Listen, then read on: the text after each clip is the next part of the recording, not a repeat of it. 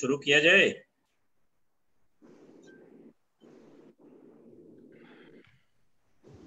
Yes, live चालू हो गया, फेसबुक लाइव। अब इसको हम लोग शुरू कर सकते हैं।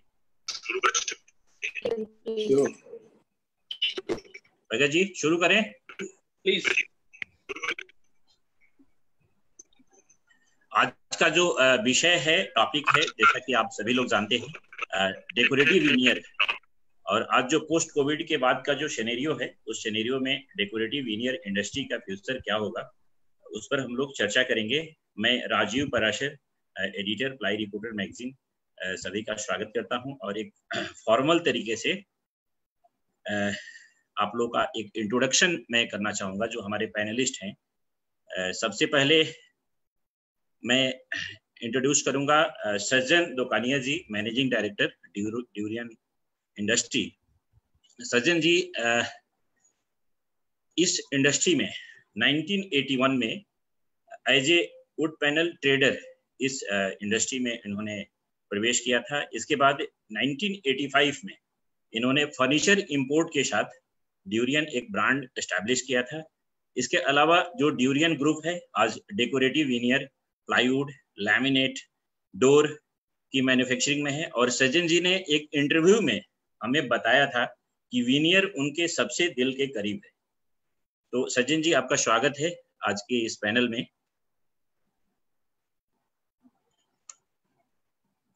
नमस्ते सज्जन जी, आ रही आवाज ना?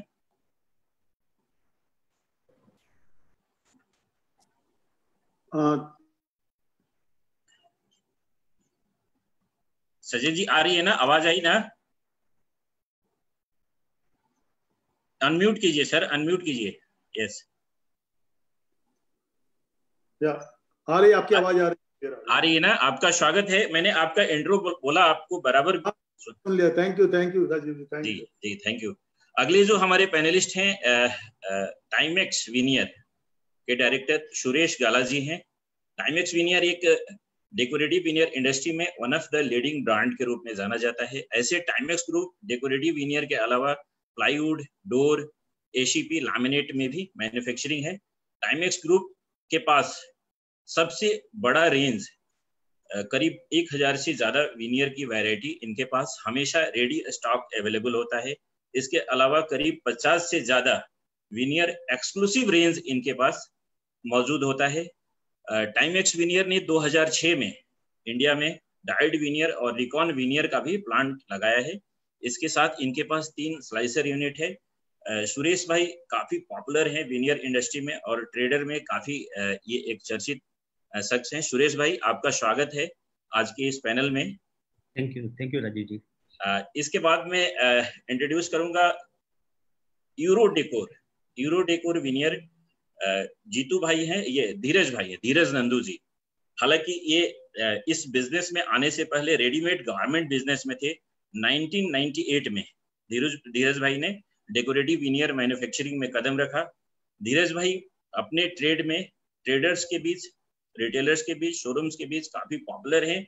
काफी इनोवेटिव इनके पास आइडियाज रहते हैं विनियर को दिखाने के लिए, बेचने के लिए। करीब 250 से ज्यादा नेचुरल विनियर की रेंज इनके पास है और करीब 150 से 200 डाइंग विनियर की रेंज है। और यूरो डेकोर ग्रुप इंडिया का पहला ग्रुप है जो यूरोपियन टेक्नोलॉजी से डाइड विनियर बनाते हैं। इनका यहाँ पे यूनिट है। धीरज भाई आपका स्वागत है आज के इस पैनल में। थैंक यू राजीव भाई। जी सर। इसके बाद मैं सानिध्य मित्तल जी का स्वागत करूंगा। सानिध्य जी ग्रीन प्लाई इंडस्ट्री के ज्वाइंट मैनेजिंग डायरेक्टर हैं। हालांकि 2012 से सानिध्य जी ने इस बिजनेस को ज्वाइन कर लिया था और शुरुआती दौर में इन्होंने मैन्युफैक्चरिंग पे, अपने प्लांट पे, factory floor, manufacturing process, technical process, इस पर इन्होंने काफी लंबा वक्त दिया और फंडामेंटल प्लाईवुड बिजनेस के फंडामेंटल को बहुत बखूबी समझा। और इनका एक रोल जाता है कि जो ग्रीन प्लाई के कन्वेंशनल मार्केटिंग से प्रोग्रेसिव ऑर्गेनाइजेशन के रूप में इन्होंने कई ऐसे सुझाव दिए और इससे कंपनी को काफी फायदा हुआ। 2017 से सानिध्य जी ने ग्रीन प्लाई के बिजनेस ऑपरेशन में मार्केटिंग और सेल्स को भी बहुत करीब से देखने लगे और डिसीजन मेकिंग, सेल्स और मार्केटिंग में भी आने लगे। इसके अलावा जो इनका शौक है, फार्मिंग इनका शौक है, प्लांटेशन सेक्टर इनका शौक है और ट्रेवलिंग भी इनका शौक है। 2 साल पहले जो अभी वुडक्रस्ट ब्रांड ग्रीनप्लाई ने लॉन्च किया है, सबसे अभी विनियर इंडस्ट्री में देखा जाए तो वुडक्रस्ट सबसे यंग ब्रांड है और 2 साल में वुडक्रस्ट ने पहले ही साल करीब 100 करोड़ से ऊपर का बिजनेस कंट्रीब्यूट किया ग्रीनप्लाई के बिजनेस टर्नओवर में। तो सानिधि जी, आपका स्वागत है आज के इस वेबिनार में। इसके बाद जो अगले हमारे पैनलिस्ट हैं,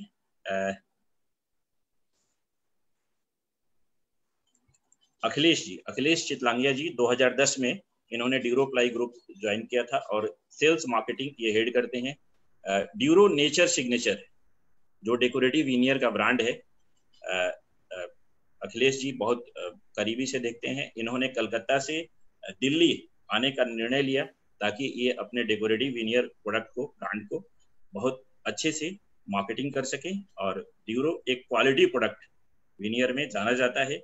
दिल्ली के कीर्ति नगर में इनका एक अच्छा शोरूम है और शोरूम पे काफी अच्छा फुटफॉल रहता है और उस शोरूम को बनाने में अखिलेश जी ने बहुत मेहनत किया है।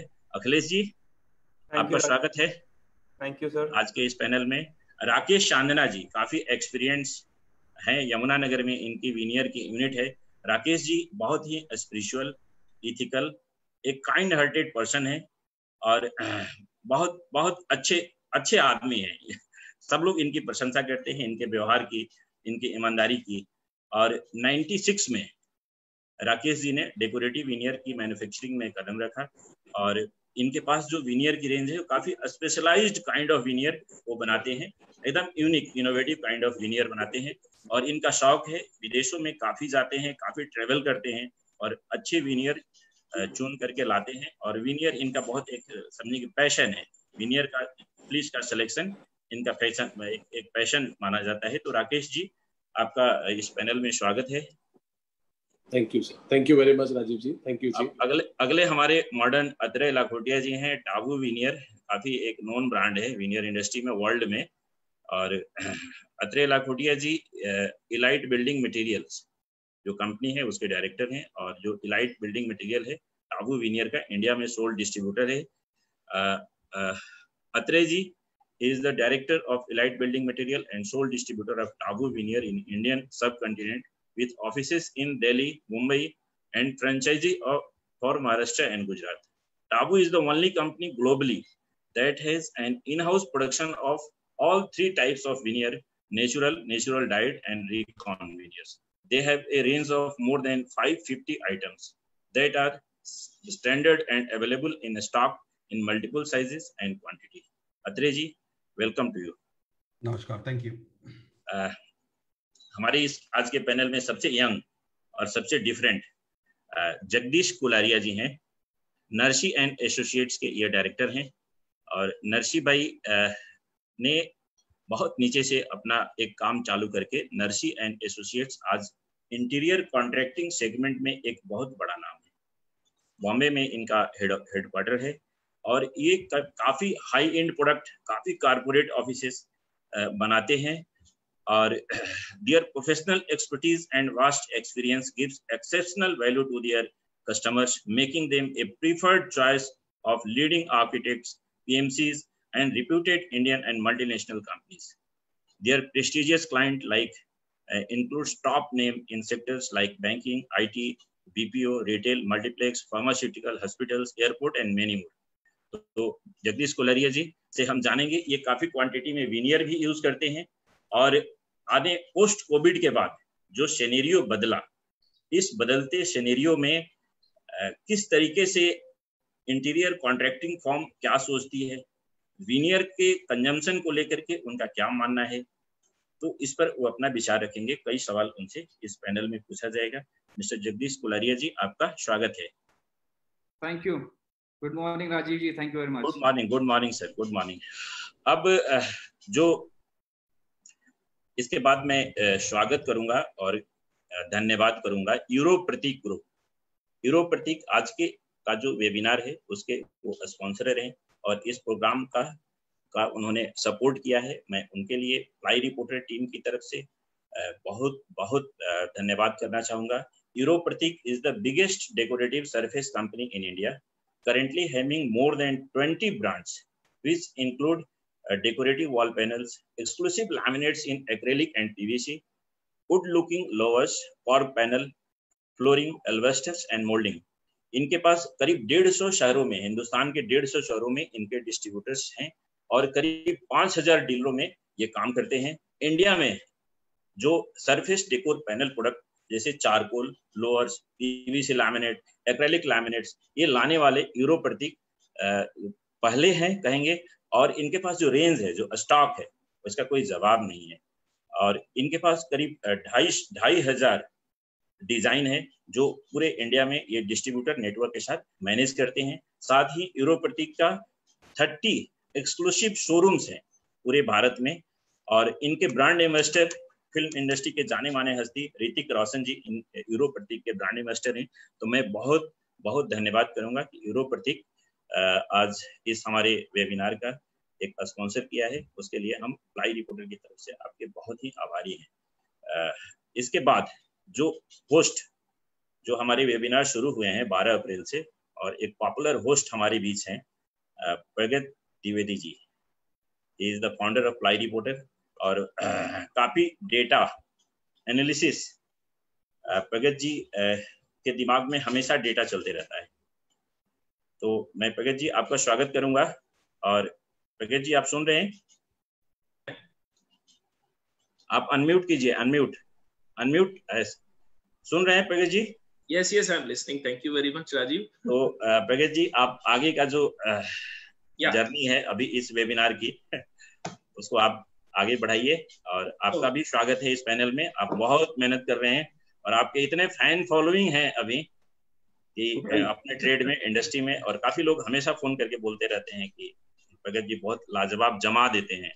धन्यवाद, thank you Rajiv, and thank you. I welcome all the panelist on Ply Reporter, this forum webinar series, we can call it COVID. I thank all the attendees. First of all, मैं देख रहा हूँ कि यहाँ पर सूरत, बड़ौदा, राजकोट, चेन्नई, हर एक जगह से जो वीनियर के सेलर्स हैं, टॉप सेलर्स हैं, they are there. मैं सबसे अनुरोध करूंगा कि हमारी एक एक बात आपके दिल की बात होगी जो हम यहाँ पूछेंगे, ग्रिल भी करेंगे, सवाल भी पूछेंगे, सीधी बात करेंगे ताकि आपको कोई कंफ्यूजन ना रहे। वैसे कंफ्यूजन कोविड ने तो बहुत पैदा किया हुआ है, लेकिन ये यकीन है कि यहाँ के बैठे ये 8 पैनलिस्ट आपके उस सभी पेन पॉइंट का जवाब बहुत स्पष्टता से देंगे, क्रिस्प देंगे, टू दी पॉइंट देंगे। वीनियर जान है। हम कितना भी अच्छा प्लाईवुड लगा लें, हम कितनी भी अच्छी एडेसिव लगा लें, हम कुछ भी लगा लें, दिखता वीनियर है। वीनियर एक king of all surfacing material है। ऐसा मैं सुनते हुए 20 साल हो गया। वीनियर सबके बस की बात नहीं है, यह भी सुनते हुए 20 साल हो गया। मैं सैल्यूट करूंगा उन मैन्युफैक्चरर्स को जो सबके बस की बात नहीं है, उसको इन्होंने बस में कर रखा है। आई वेलकम ऑल द पैनलिस्ट जिन्होंने वीनियर को एक परिभाषा दी है, एक नए मुकाम पे पहुंचाया है। मैं उन सभी अटेंडीज को और वीनियर रिटेलर को भी सैल्यूट करूंगा। वीनियर बेचना कोई आसान काम नहीं है, स्टॉक मेंटेन करना आसान काम नहीं है, लेकिन इन सभी ने अपने पैशन और दिल को लगाकर बहुत अच्छा फाइनेंस स्टेक पर लगा रखा है।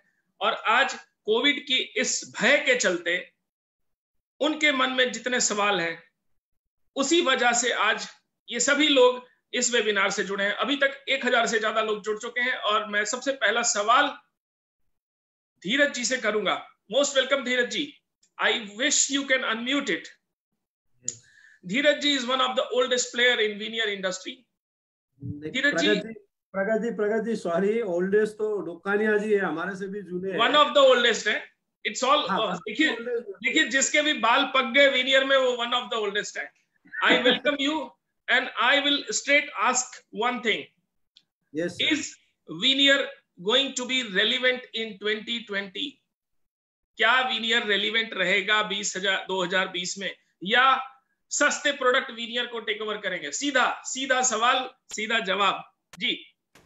प्रगत जी, मैं नमस्ते सबको बोलता हूँ, जो अपने ऑल द पैनलिस्ट, मेरे सीनियर्स भी इधर है, डोकानिया जी, राकेश भाई, आपके सवाल का जवाब देते हुए प्रगत जी एक चीज बताऊंगा कि वीनियर जो आपने कहा कि सस्ते वीनियर, तो सस्ते ऐसा नहीं है। हर एक हिंदुस्तान हो या पूरी दुनिया हो, हर एक सस्ता या महंगा, हर एक चीज की अलग अलग ये जगह होती है और मार्केट होती है।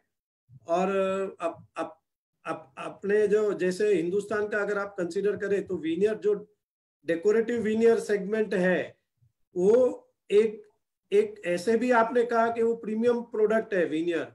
और इट्स हार्डली द हिंदुस्तान का जो पॉपुलेशन है उसका हार्डली 2 या 3% जो वर्ग है वही वो वीनियर यूज करता है, या तो वीनियर की जानकारी रखता है या वीनियर खरीदने की ताकत रखता है। तो ऐसे भी वो प्रीमियम प्रोडक्ट है और हर एक उसमें सस्ता या महंगे की बात नहीं है। इसमें वीनियर जो मेरा सवाल सिर्फ ये था कि क्या 2020 में वीनियर उतना ही ताजा तरीन और चाहत में रहेगा जितना पहले था? सीधा सवाल। चाहत में तो रहेगा, लेकिन जो खरीदने वाला वर्ग है वो उसका जो फाइनेंशियल सिचुएशन कैसा है उसके ऊपर वीनियर तो खराब है सर, वो तो खराब है फाइनेंशियल सिचुएशन। कैसा कहाँ है? नहीं, हर एक कैसा का डाउट ही नहीं है, खराब है। नहीं, ये इंडिविजुअल प्रगत जी, ये इंडिविजुअल आदमी की बात कर रहे हैं। अच्छा, कि हर एक आदमी आज मानो माहौल खराब है बोलते बराबर है, तो आज भी तो आप इंटरनेशनल या इंडिया में आप देखिए कितने आज एग्जांपल जियो का ही अभी 2-3 दिन से सुन रहे कितने 1000 करोड़ मिले। तो पैसा जिनके पास है वही ऐसे भी डेकोरेटिव वीनियर जो है वो जो रिच सेगमेंट है, रिच पीपल। यानी आप ये कहना चाह रहे हैं कि वीनियर के जो चाहने वाले हैं वो पैसा कितना भी खराब हो वो पैसे वाले ही हैं और उनके लिए कोई तकलीफ नहीं है। This is what you want to say? That's right. मैं राकेश चांदा जी से पूछूंगा। राकेश जी, आप काफी फेमस है क्रॉचेस बेचने के लिए, महंगे महंगे एक्सोटिक के लिए। तो राकेश जी, अभी आपको 2020 में जब बाजार में पैसे की बहुत तंगी है, क्या उन एक्सोटिक और महंगे क्रॉचेस का दाम मिलेगा आपको? प्रगति जी, जैसे धीरज भाई ने भी बात की है कि ऑलरेडी हम लोग प्रीमियम सेगमेंट में है और वीनियर के लिए जिसको वीनियर यूज करना है वो वीनियर यूज करेगा ही। हाँ, ये हो सकता है कि अभी थोड़ा समय हमें इस बारी ऐसा फील हो रहा है कि वीनियर सेलिंग के लिए हमें शायद 2020 में वो टारगेट ना मिल पाए जो हमने 19 में अचीव किए हैं। उसके लिए मैं जरूर ये, क्योंकि वो तो पूरा माहौल ही है, उसमें तो हर एक ट्रेड उसमें इस समय शामिल है, खाली वीनियर ही नहीं। तो 2020 में हमें वो टारगेट तो नहीं मिल पाएंगे। People who has money power will keep on using, but it will be in the industry it will be hit. ये संगीत जी कोई कह रहे हैं, यानी वो आपकी बात से सहमति जता रहे हैं। मैं अखिलेश चितलांगिया जी से पूछूंगा। अखिलेश जी,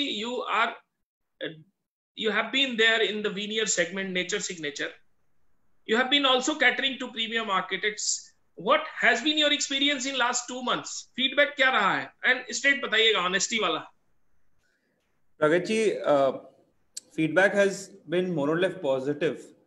जैसे धीरज जी ने भी कहा, राकेश जी ने भी कहा कि जिस क्लाइंटेल जो विनियर लगाती है उनको 1-2 महीने की जो सदमा है, but they are making their home. उन्होंने फाइनेंशियल प्लानिंग करके रखे हैं, तभी वो अपना एक ड्रीम होम बना रहे हैं जहां 20 करोड़ 25 करोड़ रुपए वो खर्च कर रहे हैं।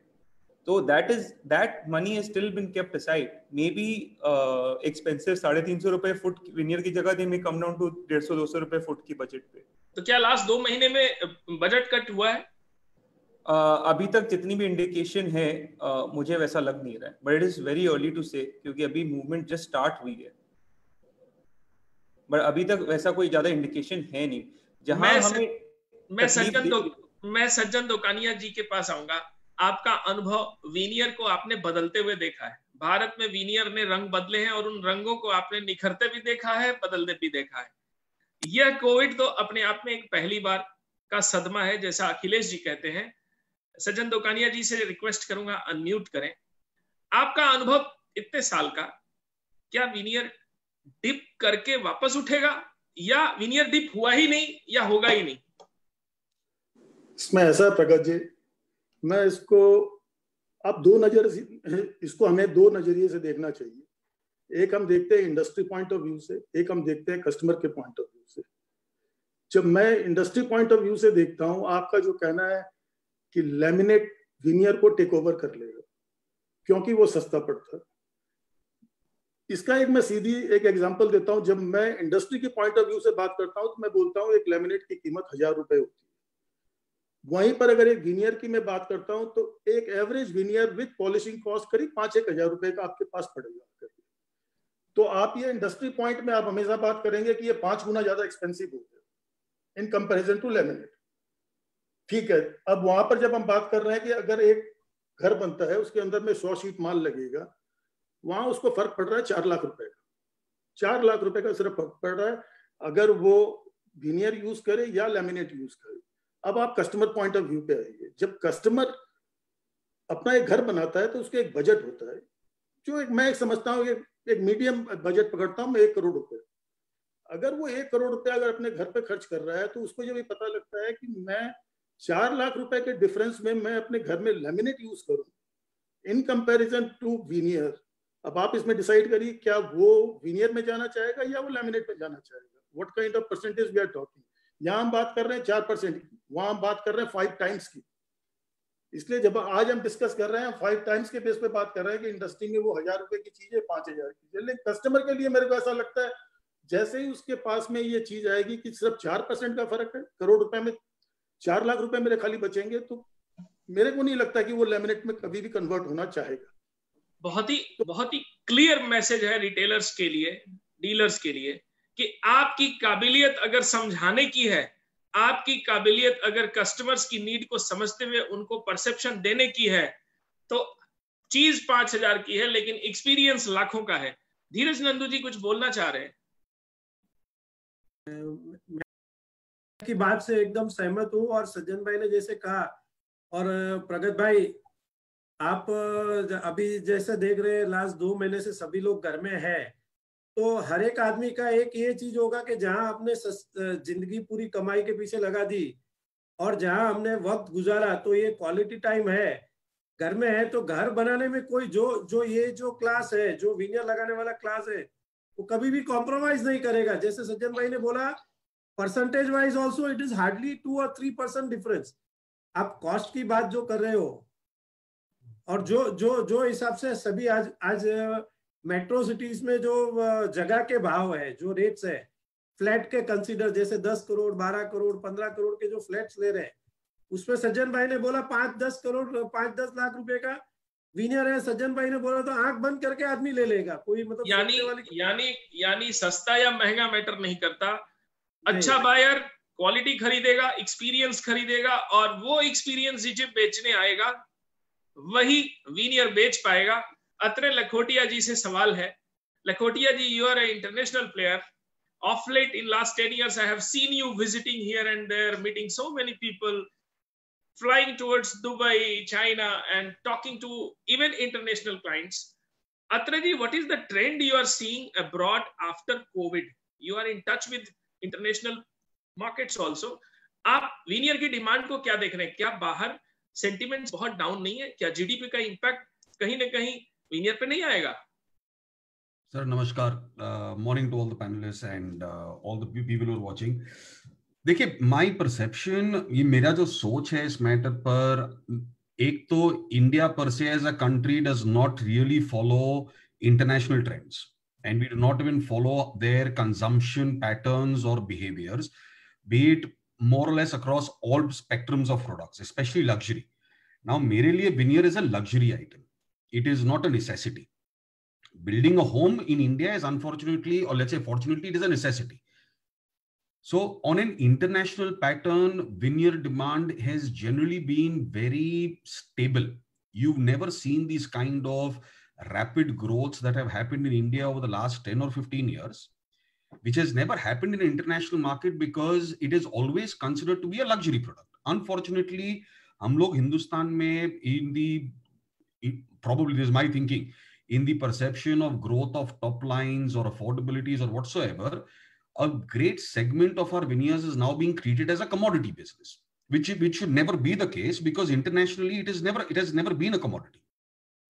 अब international demand is, but of course, very stagnant at the moment. Because over there, like I said, it is more as luxury. So at this moment, people are a little bit more averse. If you're talking about large hospitality groups, they've all decided, उन लोग ने सबने model decision ले लिया है कि उन लोग अगले 2 साल के लिए कोई भी नए प्रोजेक्ट्स को ना हैंडल करेंगे ना अनाउंस करेंगे. We do not know कि आज आगे चल करके जो फर्नीचर मैन्युफैक्चरर्स हैं, जो ग्लोबल प्लेयर्स हैं, how much of consumptions are they going to happen, because this work from home concept is also going to change the situations dramatically. तो जब वर्क फ्रॉम होम होएगा, कितने ऑफिसेस बनेंगे, modular furniture जो veneer में high and के हुआ करते थे वो जाएंगे नहीं जाएंगे, आई डू नॉट नो. तो आपने अभी कहा कि इंटरनेशनली होटल प्रोजेक्ट्स, बड़े प्रोजेक्ट्स डिफर हो रहे हैं, शायद 2 साल तक अनाउंस ही ना हो. अब क्या उसको हम इंडिया कॉन्टेक्स्ट में भी देख सकते हैं? क्या यहाँ भी डिफर हो रहे हैं? डेफिनेटली हो रहे होंगे sir, 100%. But India has not seen and hospitality boom post 2018 last quarter. Entire 2019, the hospitality construction and hotel keys, like what we call it, that were supposed to come into the Indian market, वो आई नहीं. और मेरे को लगता है जिस तरीके से कोविड का इम्पैक्ट हुआ है 2020 और 2021 में, the hospitality industry per se is going to suffer. This is my perception in terms of new availabilities of hotels. I understand. I have taken your point. I'll come straight to Narsi Associates Director, Mr. Jagdish. Jagdish ji, as a contractor, as a large turnkey contractor, you have been doing corporate offices, hospitality, hotels, and multiple projects. Right. What is the impact do you see on veneer? See, as rest of the people have said, demand for veneer will always be there. People who have been using veneers, they'll be using it. We're talking about major projects, major commercial projects, IT projects. Most of them have been told to work from home. So the huge projects will see a bit of slump, but then the demand is there. People will actually, the only difference would be that there would be the duration of projects would increase. अगर जो project की timeline आपकी 3-4 महीने की थी, which would go down to say 6 months, because people would not be there at site. People deployed at site are scared to work. तो काम करने का ढंग थोड़ा सा स्लो हो जाएगा, प्रोडक्टिविटी कम हो जाएगी. क्या इसका असर डेफिनेटली बाइंग और पेमेंट पे भी आ रहा है? Buying will happen in it'll stretch. For example, अगर आपका कुछ मटेरियल अगर 1 महीने में कंज्यूम हो रहा था, वो 1.5 month में कंज्यूम होगा. So that lag will be there, but demand will be there. There people who are using it will use it. The only thing is जो जिस स्पीड से काम हो रहा है वो स्पीड कम हो जाएगी, तो पीछे demand will follow through. So demand is delayed, not denied, right? Yes, rightly said. Now, what about the large projects? जैसे अत्रे जी ने कहा कि वो डिफर हो गए 2 साल के लिए इंटरनेशनली, और इंडिया में तो था ही नहीं लास्ट ईयर, है ना? तो आप क्या कहते हैं कि क्या तो थोड़ा बहुत था वो भी गया? प्रोजेक्ट्स तो चल रहे हैं, आईटी प्रोजेक्ट्स चल रहे हैं, ऑफिसेस लोग बना रहे हैं, वर्क फ्रॉम होम का तो कल्चर है, लेकिन projects which are in hand, so आने वाले 6 महीने तक वो प्रोजेक्ट्स तो कंप्लीट करने पड़ेंगे. Project which are in hand, companies are well to do, they will build up their office, which is going on right now, and products which are being used over there will be used. The only thing that I see is that it will stretch a bit. इसमें अगर जो काम होना था वो थोड़ा delay होके काम होगा. अभी पिछले फैक्ट्री से लोगों की शुरू हो गई है. From your end, factories have started. From my end, being a manufacturer, being a fit out provider, my factories have started. But then मेरे site पे अगर काम नहीं होगा तो how will I put your product? So I'll take time to buy your product, फिर site पे जाएगा. This is regarding the commercial. Audience के लिए ये मैं बता दूं कि जो outcome अभी तक आ रहा है, projects चल रहे हैं, करेंगे, लेकिन धीरे धीरे होंगे. लेबर्स नहीं है, sentiments down है, धीरे धीरे होंगे. लेकिन जिसे वीनियर लगाना है वो वीनियर ही लगाएगा. एक पॉइंट बहुत बड़ा जो ऐड किया लखोटिया जी ने कि वीनियर इंटरनेशनली एक लग्जरी प्रोडक्ट है, लेकिन इंडिया में सडनली जो शार्प राइज देखा लास्ट कुछ सालों में वो मल्टीफोल्ड था. वो क्यों था? इसका आंसर मैं सानिध्य जी से पूछूंगा कि ये जो राइज है वीनियर का, जो अत्रे जी ने शार्प हुआ, वो ऐसा क्यों हुआ, और क्या वीनियर प्राइस से जुड़ा है? क्योंकि मैंने देखा कि आप लोगों ने काफी स्ट्रेट मार्केटिंग की है, वुड क्रस्ट ने काफी प्राइस पॉइंट पर भी काफी वर्क किया है. How do you see compared to veneer a luxury product and compared to a product for masses. How do you see veneer as a product in India? So I think veneer in India, we look at it in two ways. So one is teak and one is non-teak. So teak has become pretty much a commodity where everyone is talking about the price. And commodity के हिसाब से बिक रहा है and everyone's trying to really achieve a lot of quantity. But when you talk about non-teak, I think that is still luxury and वो non-commodity की तरफ बिक रहा है. Even in our case, we talk teak separately and non-teak separately. And in the last 2 years, definitely हर एक company अपना turnover, अपना market share gain करने के लिए, हर एक everyone in the network also, everyone side selling. आज non-teak बेचने वाले specific लोग हैं जो stock रख के natural veneer का पूरा variety रख के बेचते हैं. But teak कोई भी रख लेता है and easily बेच लेता है.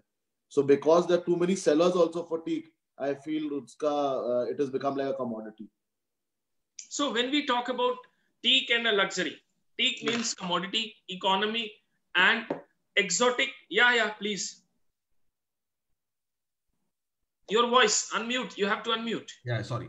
Look, I just wanted to add one point over here, which I think got missed out. We can never forget that veneer is a natural resource. So it is limited. Anything that is limited can never be treated as a pure commodity, be it teak or non-teak. There is a limit resource. आज मैं आप लोग यहाँ पर सब लोग बैठे हैं, सब लोग प्लाईवुड में काम करते हैं. We have a classic example in front of our eyes to what happened to the plywood industry once Garjan logs got banned from Burma. लेकिन टीक में अवेलेबिलिटी बहुत अबंडेंट है, जबकि बाकी एक्सोटिक्स में उतनी अबंडेंस नहीं है. शायद क्या हम उस सप्लाई और डिमांड के रेशियो से देख रहे हैं, अत्रे जी? No, there is, at the end of the day, there is less teak available in the world than American red oak. Just to give it to you as a number or as an example, right? It is just that teak is a cheaper product, but it can never be my point of difference over here is very simple. Ki anything that is a natural resource, okay, at the end you cannot treat it as a commodity. आज देखिए, oil also is a natural resource. It is a commodity. It is treated as a commodity, but there is an end to it. Principally, you have a valid point. Market-wise, India always have a different. As you said, you never understand how India behaves. India is an altogether different market. You underline the same thing again, that correct. India is indeed a different market. Correct. Means there is a lack of, means देखिए, मेरे हिसाब से I believe that all the panelists over here through their same forum of all manufacturers, the exposure and the experiences that you all have, it is what it is. If you are able to translate it down the line through your own organizations as well as your dealers, distributors, shop owners and everything else, मेरे को हमेशा लगा है कि there is a lack of communication in our industry per se. There is a simple lack of communication. And देखिए, ऐसा है, no relationship can be successful. Lack of communication का मतलब क्या है?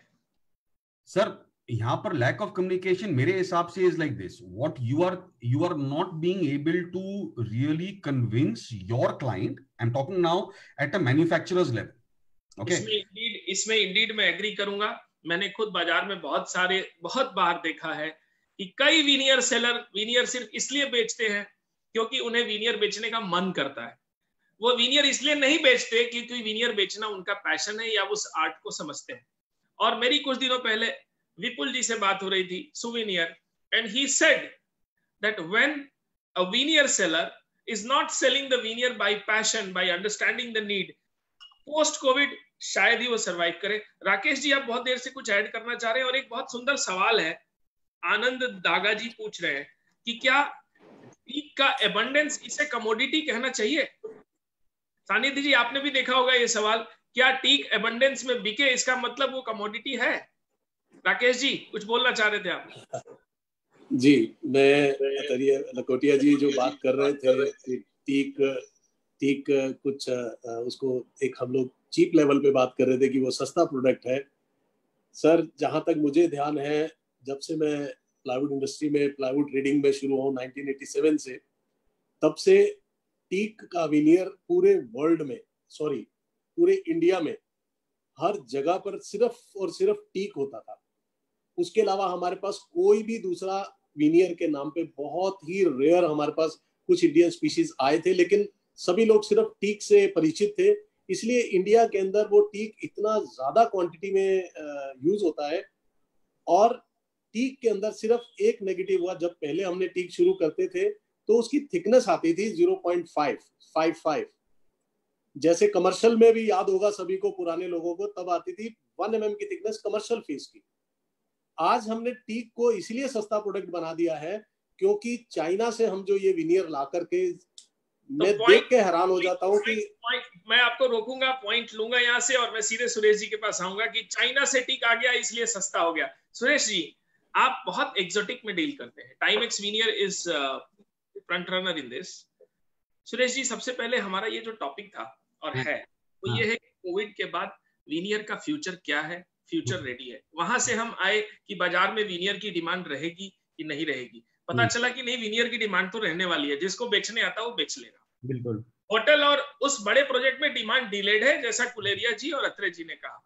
बराबर। फिर बात आ गई कि वीनियर में 2 तरीके के प्रोडक्ट हैं, एक टीक है, एक नॉन टीक है। नॉन टीक एक्सोटिक है, अच्छा बिकता है, जबकि टीक कमोडिटी है। आपकी राय, आप एक वेटरन प्लेयर है, इसके बाद मैं अखिलेश जी के पास आऊंगा कि क्या टीक कमोडिटी है?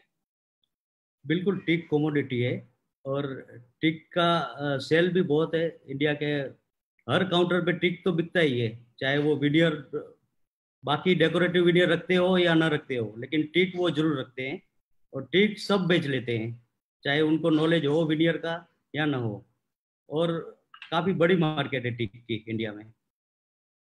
यानी teak as a product India के लिए कमोडिटी है क्योंकि उसे बेचने के लिए नॉलेज नहीं चाहिए। बिल्कुल। अखिलेश जी, आप कुछ ऐड करेंगे?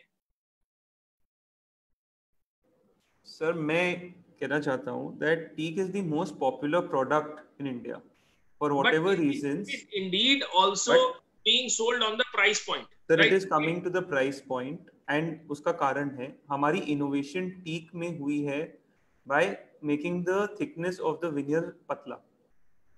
जब आप 0.5 को 0.3 काटने लग गए, then you went to 0.2. Today the average teak ply that is sold in India, उसकी फेस की thickness is close to 0.1 mm, maybe even less than 0.1 mm. Price innovation हुआ है एज मैन्युफैक्चर। ये अच्छा है या बुरा है? सर, बुरा है। मैं एक बार सज्जन जी से पूछूंगा, सर वीनियर की थिकनेस का घटते हुए 1 mm तक, 0.1 तक आ जाना, ये वीनियर बिजनेस के लिए धक्का है या ये कहीं ना कहीं इनोवेशन और एफिशिएंसी से जोड़ के देखा जाना चाहिए? सज्जन जी।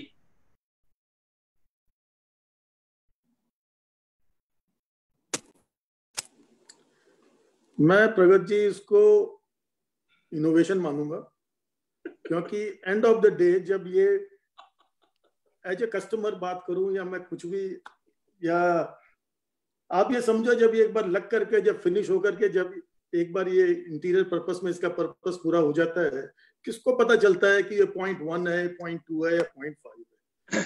और अगर आप इसको फॉरेस्ट को बचा सकते हैं इस चीज से, और हम अपनी ब्यूटी उतनी की उतनी ले सकते हैं, क्योंकि हम इसको बोल रहे थे this is a natural product, this is going to end one day. तो जब उस तरह से जब अत्रे बोल रहे हैं, तो मैं ये समझता हूँ कि अगर हम इसको जितने दिन ज्यादा बचा सके उतना अच्छा है। यानी ripping it more, slicing it more thinner. Sanidhya wanted to add something. Yes, please, Sanidhya. I think I agree, and plus slicing it thinner and making it more cheaper makes it available for people who more people who can afford it, right? So now even a middle class person can probably afford a cheaper teak veneer and can have a good finish at his house. So it makes it affordable for more people. So definitely it's a innovation. So on the panel there are 2 sides, 2 houses divided. One side is on the thicker side where quality, luxury and exoticness has a value. At the same time on the other side, yes, there is a large segment जिसको veneer लगाने का मन है, वो टिक से ही खुश है, और उसको पतला देके अगर हम माल देते हैं तो वो इनोवेशन की कैटेगरी में आएगा, ना कि उस प्रोडक्ट की कहीं से कोई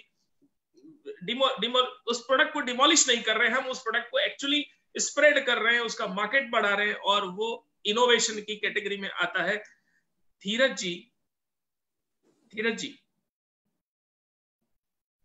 जी, क्या ये टीक वाला केस आने वाले कोविड के बाद बाकी विनियर में भी पतला कर करके हम लोग लैमिनेट से कम्पीट कराने वाले जो कस्टमर है उनको भी बदल सकते हैं क्या?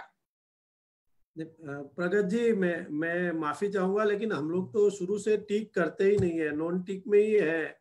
लगभग 20-22 साल से हम लोगों ने, आप किसी से भी पूछ सकते हो बाजार में। मैंने सवाल पूछा कि क्या बाकी वाले वीनर में भी थिकनेस कम करते करते उसको और अटैकिंग बनाना चाहिए? नहीं, मेरे हिसाब से नहीं होना चाहिए, क्योंकि सज्जन जी ने खुद कहा कि जो अगर कॉस्ट पॉइंट व्यू से देखा जाए तो पूरे प्रोडक्ट की जो घर में लगना है या ऑफिस में लगना है या जहां भी लगता है, अप्लाई करते हैं, 3 से 4% ही कॉस्ट आती है average of the total cost of the project. तो इसमें थिकनेस कॉम्प्रोमाइज करके कोई काम नहीं करना चाहिए। उल्टे ज्यादा पेड़ लगा के प्लांटेशन तो कर ही सकते हैं, तो खत्म होने की बात तो आती ही नहीं है कि ये चीज अगर खत्म हो जाएगी तो क्या होगा, या non availability. As a user मैं जगदीश जी से एक सॉरी प्रगत जी, एक ही चीज है, मेरा मानना ये है कि आप भले 0.01 दो, 0.1 दो, 0.15 दो, 0.2 दो, बट आप जिसे भी देते हो, आप जो भी ग्राहक को देते हो, उसको बता के दो कि दिस इज 0.2 या 0.3 या 0.5। फिर आप जैसे कस्टमर के ऊपर छोड़ दो कि उसको क्या चीज में लेना है। तो आप अगर थिकनेस नहीं बताते हो, नहीं बताता इज ये सवाल दिस इज अनदर मॉरल या एथिकल जो बात करें, वो मतलब मेरे हिसाब से ये होना चाहिए, चाहे आपका डीलर हो या डिस्ट्रीब्यूटर हो या जो भी हो, आप उसको बता दो कि ये थिकनेस है प्रोडक्ट का। एंड मैं ये चाहूंगा कि आगे भी वो जो ग्राहक को देते हैं, डीलर हो चाहे डिस्ट्रीब्यूटर हो। मेरा ऑब्जेक्शन है, हम क्या चाहिए, क्या होना चाहिए, ये हमें पता है, मतलब हमारे देश को पता है, लेकिन हम करते हैं कि नहीं ये भी हमारे देश को, मैंने दुकानदारों को पता है। मैं एक राकेश जी आपके पास आने से पहले एक बार जगदीश जी के पास जाऊंगा। जगदीश जी। हाँ जी, तो मेरा इसमें एक कहना होगा कि if you go lesser on the thickness, that's playing with the quality. नहीं, मैं आपसे एक पर्सनल एक्सपीरियंस पूछना चाहूंगा, और सारे रिटेलर्स को ये बात सुननी चाहिए। जो जगदीश जी बोलने वाले, मुझे नहीं पता क्या बोलने वाले, लेकिन ये सबको सुनना चाहिए, क्योंकि एक ही यूजर है यहाँ पर। जगदीश जी, जब थिकनेस पतली होके 0.1 और 0.15 और 0.2 हो जाती है, तो पॉलिश करते समय आपको क्या दिक्कतें आती हैं?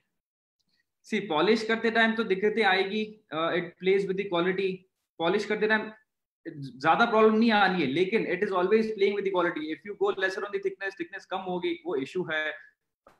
Where you using matte polish, तो उसमें scratches, prone to scratches, you know, it tears off, तो वो that's an issue। लेकिन just to compromise, just to get down the cost, okay, getting down the cost is fine, लेकिन अगर आप quality, if you play with the quality, that somehow just for a period of 4-5 महीने के लिए अगर आप इतना सब R&D करोगे, that doesn't matter। अभी से on a positive note, आप 4 महीने में वैक्सीन बन जाती है कोविड की, so after that मैंने एक कमेंट भी किसी का देखा हुआ है, people are saying that demand for antibacterial panels will be more. This is just a phase of 4 to 5 months, max 6 months.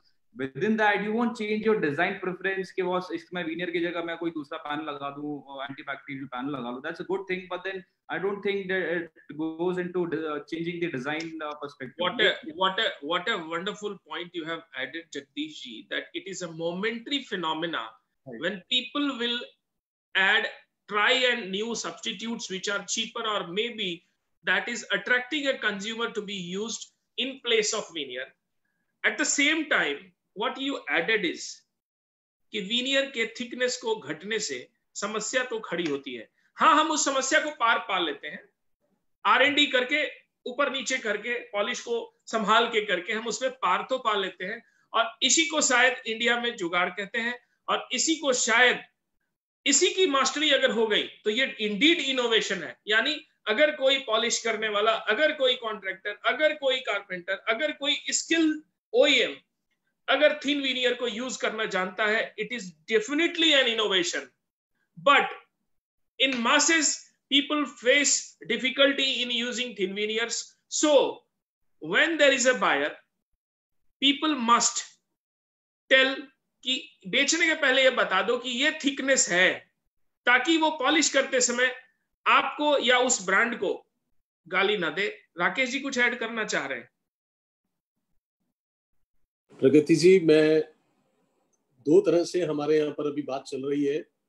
एक, हम अगर विनियर को, थिकनेस को कम करते हैं तो डेफिनेटली हम प्राइस पे बहुत कंप्रोमाइज पे आ जाते हैं, लेकिन मेरा आज तक का एक्सपीरियंस है कि आप अगर मिनिमम जो इंटरनेशनल स्टैंडर्ड के हिसाब से, अमेरिका यूरोप के हिसाब से, आप 0.5 से नीचे जितना विनियर में जाते हैं, आप उसकी नेचुरलिटी और उसकी डेप्थ को खोते चले जाते हैं।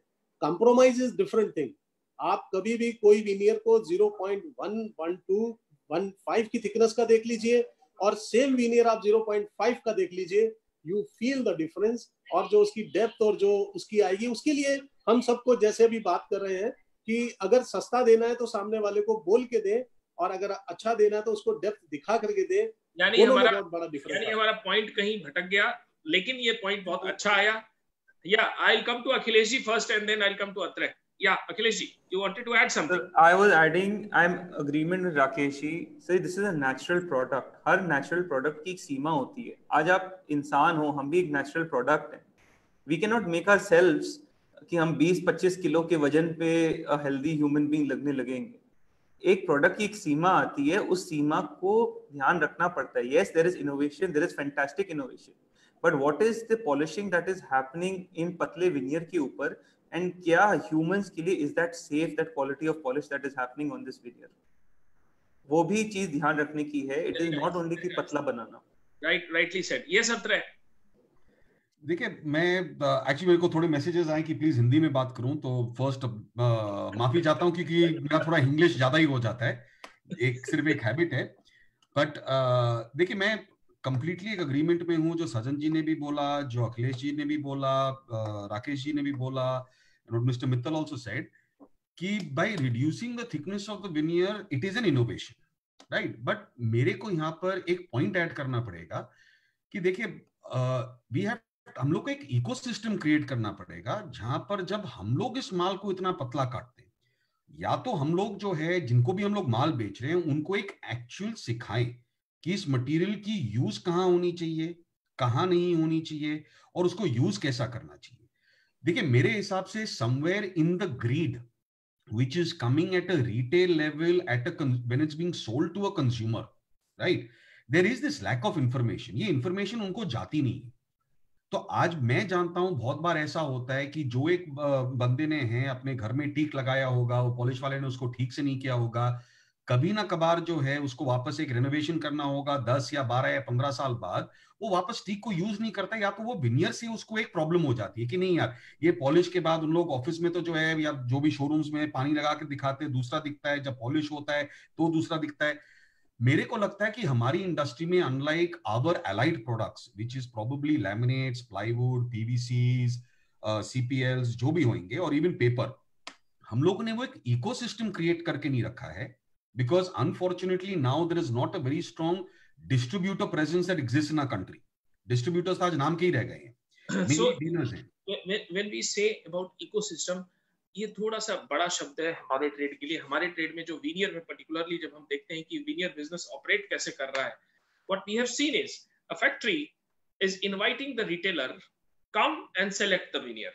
When they come, whatever we have we offer them.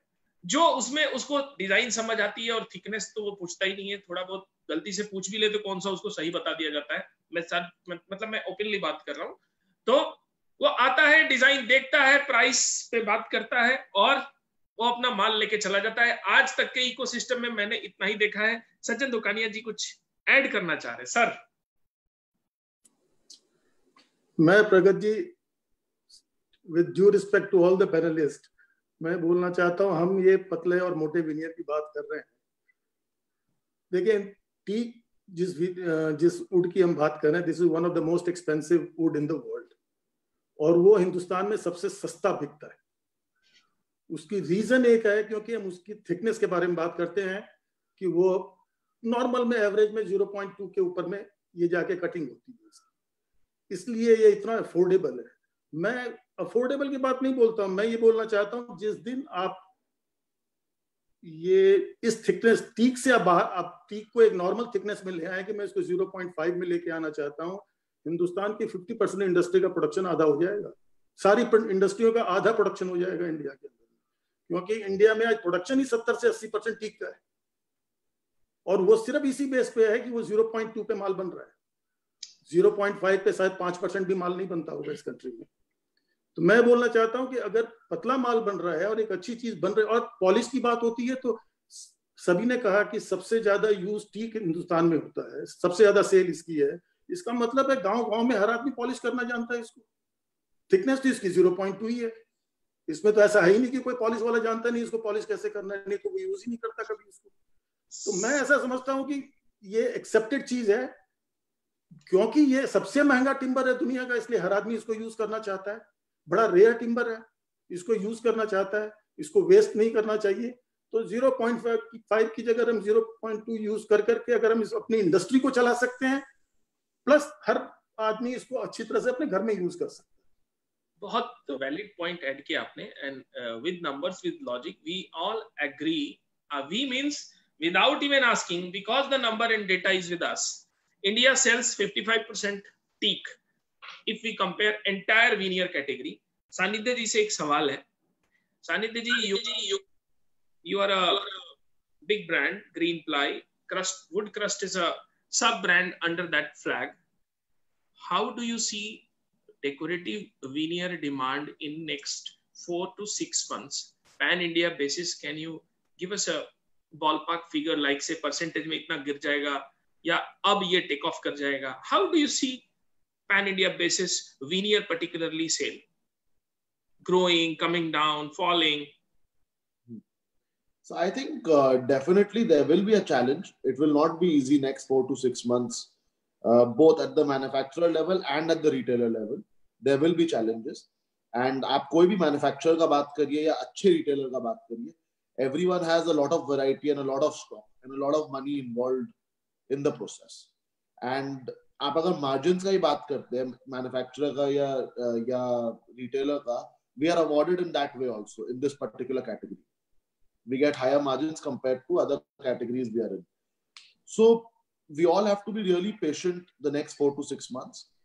जैसे ही इसका मेडिसिन और जैसे ही इसका वैक्सीन आता है, सेंटिमेंट वापस चेंज होता है। जो विनियर का कंज्यूमर है वो विनियर का ही कंज्यूमर रहेगा। So next 4 to 6 months definitely looks difficult. Everyone has to work harder, अपने कॉस्ट्स लोअर करने पड़ेंगे सबको। एंड जो ऑनगोइंग प्रोजेक्ट्स है वो तो चलेंगे, sooner or later they will finish it. And as someone rightly mentioned, people have put money aside for their house, and they've always imagined that this is the type of house I want. So maybe I feel that in some cases where the income is low or someone is not doing as well as he was doing in the past, he might go for a cheaper veneer, or he might go he might not go for a very exotic one. He might negotiate, he might go to 3 retailers, see the best and then get it. He might not just go to one place and pick it up. But जो veneer consumer है वो veneer का ही रहेगा। तो मेरा message सारे ही manufacturers को मेरे हिसाब से and सारे retailers को ये है कि we all have to be patient collectively.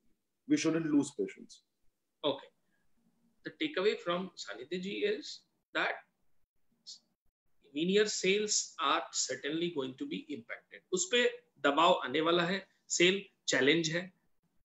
Suresh Gala जी, आप बहुत समय से बहुत सारे ऐसे डीलरों से जुड़े हुए हैं जो 20-20 साल से आपके साथ है। हाँ जी। आपकी उनसे बात होती होगी। हाँ। क्या अभी तक का क्या व्यू है, उन सबका व्यू पॉइंट क्या है? क्या आप अपने बारे में बताएंगे? लगभग कितने डीलर्स हैं और उन सबका क्या व्यू पॉइंट है लास्ट 2 महीने में जो आपको मिला है? अभी सब प्रोडक्ट में थोड़ा सा सेल रुका हुआ है, लेकिन आने वाले दिनों में वापस पिकअप पकड़ लेगा और वही सेल मिलेगी जो पहले हम लेते थे विनियर में। विनियर की सेल कहीं डाइवर्ट नहीं होगी। और हम लोग 30 साल से विनियर बिजनेस में है। मैंने ये एक चीज़ देखा है, जो दिल से बेचता है, जो दिल से खरीदता है और जो दिल से लगा हुआ है विनियर में, उसको आगे भी कोई दिक्कत नहीं आने वाला, अच्छा ही होगा। यानी सारा खेल दिल का है। दिल नहीं है, लेकिन जो मेहनत करता है और जो पॉजिटिव थिंकिंग से आगे बढ़ेगा। और बाकी विनियर की जड़ें बहुत मजबूत है इंडिया में, और विनियर की जगह विनियर ही लगना है। तो विनियर की जड़ें मजबूत है, विनियर की जगह विनियर ही लगेगा। विनियर जो दिल से करता है, विनियर का काम जो दिल से करता है, उसे दिक्कत नहीं आएगी। 2 से 4 महीने का झटका है, ऐसा सानिध्य जी और सुरेश जी कहते हैं। टफ सवाल, एक टफ सवाल मैं राकेश जी से पूछना चाहूंगा। राकेश जी, जो लोग आकर स्टॉक लेकर जाते थे 3-3 हजार वीनियर सिलेक्शन, सभी वीनियर इंडस्ट्री कराती है, बुलाती है, 1500, 2000, 3000 शीटों का स्टॉक सेलेक्ट करती है, वो रिटेलर ले जाके अपने गोडाउन में रखता है, फिर अपनी मर्जी, अपने नॉलेज, अपने ज्ञान के हिसाब से वो अपने कस्टमर को पहचानते हुए उसे दिखाता है, पानी मारता है और उसे पास करा लेता है। कोरोना के बाद जब ग्राहक आएगा नहीं, वो पास कैसे कराएगा? वो पानी कैसे मारेगा व्हाट्सएप पे? प्रगति जी, हम सभी जने बहुत अच्छे दौर से गुजर रहे हैं, जो जिसको मीडिया का दौर बोलते हैं। तो आने वाला समय तो हमें वीडियो कॉन्फ्रेंसिंग और फोटोग्राफ्स के ऊपर ही, जब तक पूरी ट्रैवलिंग नहीं शुरू होती है, तब तक तो हम सबको उसके लिए अपने आप को प्रिपेयर करना ही पड़ेगा। और रही बात जो क्वांटम में लेने वाले लोग थे, और सपोज कोई आके ट्रक लोड लेता है या कैसे लेता है, तो जो एक सेगमेंट, एक स्टॉकिस्ट का सेगमेंट और एक रिटेल का सेगमेंट है, वो तो एज इट इज ही रहने वाला है। जो स्टॉकिस्ट है उसको क्वांटम में लेना ही पड़ेगा ताकि वो अपने रिटेलर्स को फीड अप कर पाए। और जहां पर सेल की बात आएगी, डेफिनेटली वो थोड़ा सा ये हो जाएगा कि अभी हमें और उसको समय बहुत लगाना पड़ेगा। अगर हम उसको ऑनलाइन या हम लोग वीडियो कॉन्फ्रेंसिंग के द्वारा एक समय देंगे कि किस समय आप खाली हैं, नहीं हैं, तो एक वो जैसे अब हमारे पास वो फैक्ट्री में स्पेशल आता है तो उसका पूरा टाइम होता है उसके पास में, he can spend his all time over there. But अगर हम वर्किंग टाइम के अंदर उससे लेंगे तो हमें भी आपस में एक सेटिंग करनी पड़ेगी, एक शायद में भी हमें ऑफ द टाइम भी बात करनी पड़े काम करने के लिए। मेरा ये मानना है कि जो डिस्ट्रीब्यूटर है उसको प्रॉब्लम नहीं आएगी, क्योंकि उसने आगे रिटेलर्स के लिए तो अपनी क्वांटम रखना ही पड़ेगा उसको। और वो रिटेलर विनियर में आप समझ, वो जो रिटेलर आज एवरेज अगर मैं बहुत अच्छे रिटेलर्स को देखूं तो किसी के पास 12,000 स्टॉक है, किसी के पास 15,000 स्टॉक है, और उनके पास एक पजल है, उनके दिमाग पे एक बोझ है कि मैं इसका क्या करूंगा। ये कारण, ये होता क्यों है, ये हुआ क्यों? धीरज जी, मेरा सवाल आपसे है कि ये हुआ क्यों। मैं सज्जन जी के पास भी आऊंगा कि इसका सोल्यूशन क्या है, and after that I will come to Atre that how it happens abroad. But yes Dheeraj ji, ये जो स्टॉक पड़ा हुआ है इसका फियर क्यों है, और ये स्टॉक बना क्यों? और रिटेलर, राकेश जी ने तो कहा डिस्ट्रीब्यूटर के लिए दिक्कत है, मैं तो रिटेलर की बात कर रहा हूँ। 10-10 हजार, 12-12, 15-15 हजार तो रिटेलरों ने रखा है। नहीं, जो प्रगत जी, एक बात है, वीनियर का स्टॉक अगर पड़ा भी है तो कोई उसमें दिक्कत है नहीं। वीनियर पहले भी अच्छा ही चल रहा था और आगे भी अच्छा ही चलना है। तो जिनके पास भी स्टॉक है वो प्रॉब्लम नहीं है, मैं नहीं देख रहा हूँ कि कोई प्रॉब्लम है। जैसे प्रैक्टिकली देखा जाए तो कोई भी इंडिया से एनी फैक्ट्री, कोई भी फैक्ट्री वाला 3 या 4 महीने अगला सिलेक्शन के लिए जाएगा नहीं। और वीनियर ऐसा आइटम है, वो पर्सनलाइज बिजनेस है, बहुत ही पर्सनलाइज बिजनेस है। तो जहां तक मेरा मतलब मानना ये है कि अगर 3 से 4 महीना हम अगर परचेसिंग करने के लिए नहीं जाते, कोई भी वीनियर फैक्ट्री वाला, तो वो बिना देखे तो माल मंगाएगा नहीं, और जो स्टॉक है तो उसी से काम चलाना पड़ेगा। तो उसमें और जो डीलर या डिस्ट्रीब्यूटर ने 10,000, 15,000, 20,000 या 50,000 जिसने भी स्टॉक किया हुआ है, उसके लिए तो वो एडवांटेज ही है, क्योंकि उसने सिलेक्ट करके ही माल लिया हुआ है और सिलेक्शन करके रखा हुआ है माल। बोलिए अखिलेश जी, बोलिए। सर देखिए, 2 इश्यूज है। एक तो सेल हम पकड़ते हैं जब कोई डीलर डिस्ट्रीब्यूटर आके हमसे मटेरियल खरीदता है, but that is incorrect in my opinion. Sale वो होती है जब माल आगे बिक के साइट पे कटता है।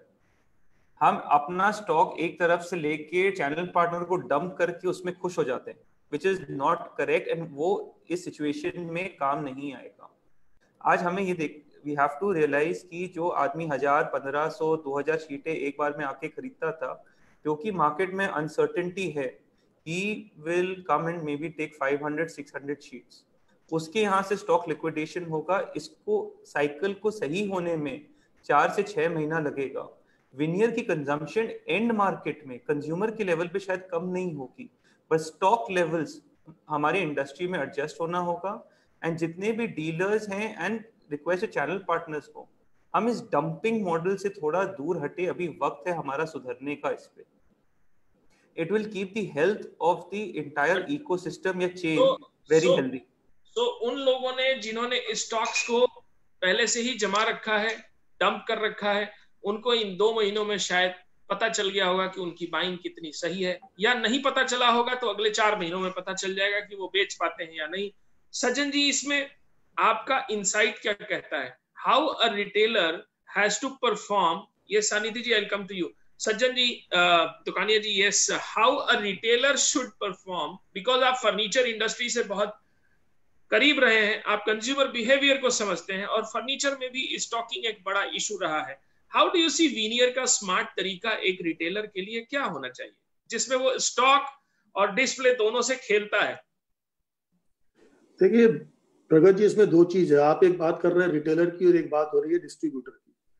जहां तक मैं समझता हूँ रिटेलर के पास में कोई बहुत बड़ा स्टॉक नहीं होता, बहुत रीजनेबल स्टॉक के ऊपर काम करता है या नो स्टॉक के ऊपर काम करता है, सिर्फ सैंपलिंग के ऊपर काम करता है। डिस्ट्रीब्यूटर अपने पास में स्टॉक रखता है, लेकिन डिस्ट्रीब्यूटर भी उतना स्टॉक रखता है। हर डिस्ट्रीब्यूटर होशियार है, समझदार है, वो जानता है उसकी कितनी सेल है, उसको 3 महीने का, 4 महीने का, 2 महीने का, वो उसके ऊपर डिपेंड करता है कि वो कितने दिन का स्टॉक मेंटेन करना चाहता है। अगर मेरे पास में हर महीने 5,000 की सेल है, मैं 4 महीने का स्टॉक मेंटेन करना चाहता हूँ, तो 20,000 शीट मेंटेन करता है। ये एक नॉर्मल ट्रेंड है इंडस्ट्री का। तो मेरे को नहीं लगता कि कोई ऐसा ये समझता है कि मैं फंस गया हूँ इसके अंदर में। हो सकता है जब ये वीनियर का बिजनेस है, इसमें फंसने की बात नहीं होती है। कोई आइटम आउट ऑफ फैशन हो जाती है तो आप उसके अंदर में वो आइटम जो आप समझते हैं 2 महीने में बिक जाएगी, वो 2 महीने में नहीं बिक करके 4 महीने में बिक जाएगी, 6 महीने में बिक जाएगी, वो थोड़ा आगे पीछे हो सकता है। तो अगर आपको सेल बढ़ानी है, आपको सेल करना है, आपको इस मार्केट में रहना है, तो आपको स्टॉक तो मेंटेन करना पड़ेगा। बिना स्टॉक के कोई काम होने वाला नहीं, क्योंकि आप सामने 20, 25, 30, 40 रिटेलर को डील करते हो। आपके पास रोज नई नई तरह की डिमांड आती है। आपके पास डिमांड आएगी तो आपके पास माल होगा तो ही आपका बिकेगा, नहीं तो कस्टमर दूसरे डिस्ट्रीब्यूटर के पास पहुंच जाएगा। तो to maintain your own retail customers you have to maintain the stock, there is no other. और जो हम ये बात कर रहे हैं कि हमारी सेल की क्या पोजीशन आएगी, क्योंकि अब वो आज एक घबराने का मौका है, क्योंकि पिछले 2 महीने से सब कुछ बंद पड़ा हुआ है, उसको पता नहीं आगे क्या होगा। तो ये थोड़ी सी चिंता की बात सबके लिए है। जिसके पास स्टॉक पड़ा है उसके लिए भी है, फैक्ट्री वालों के लिए भी है कि आगे कैसा मूवमेंट होगा।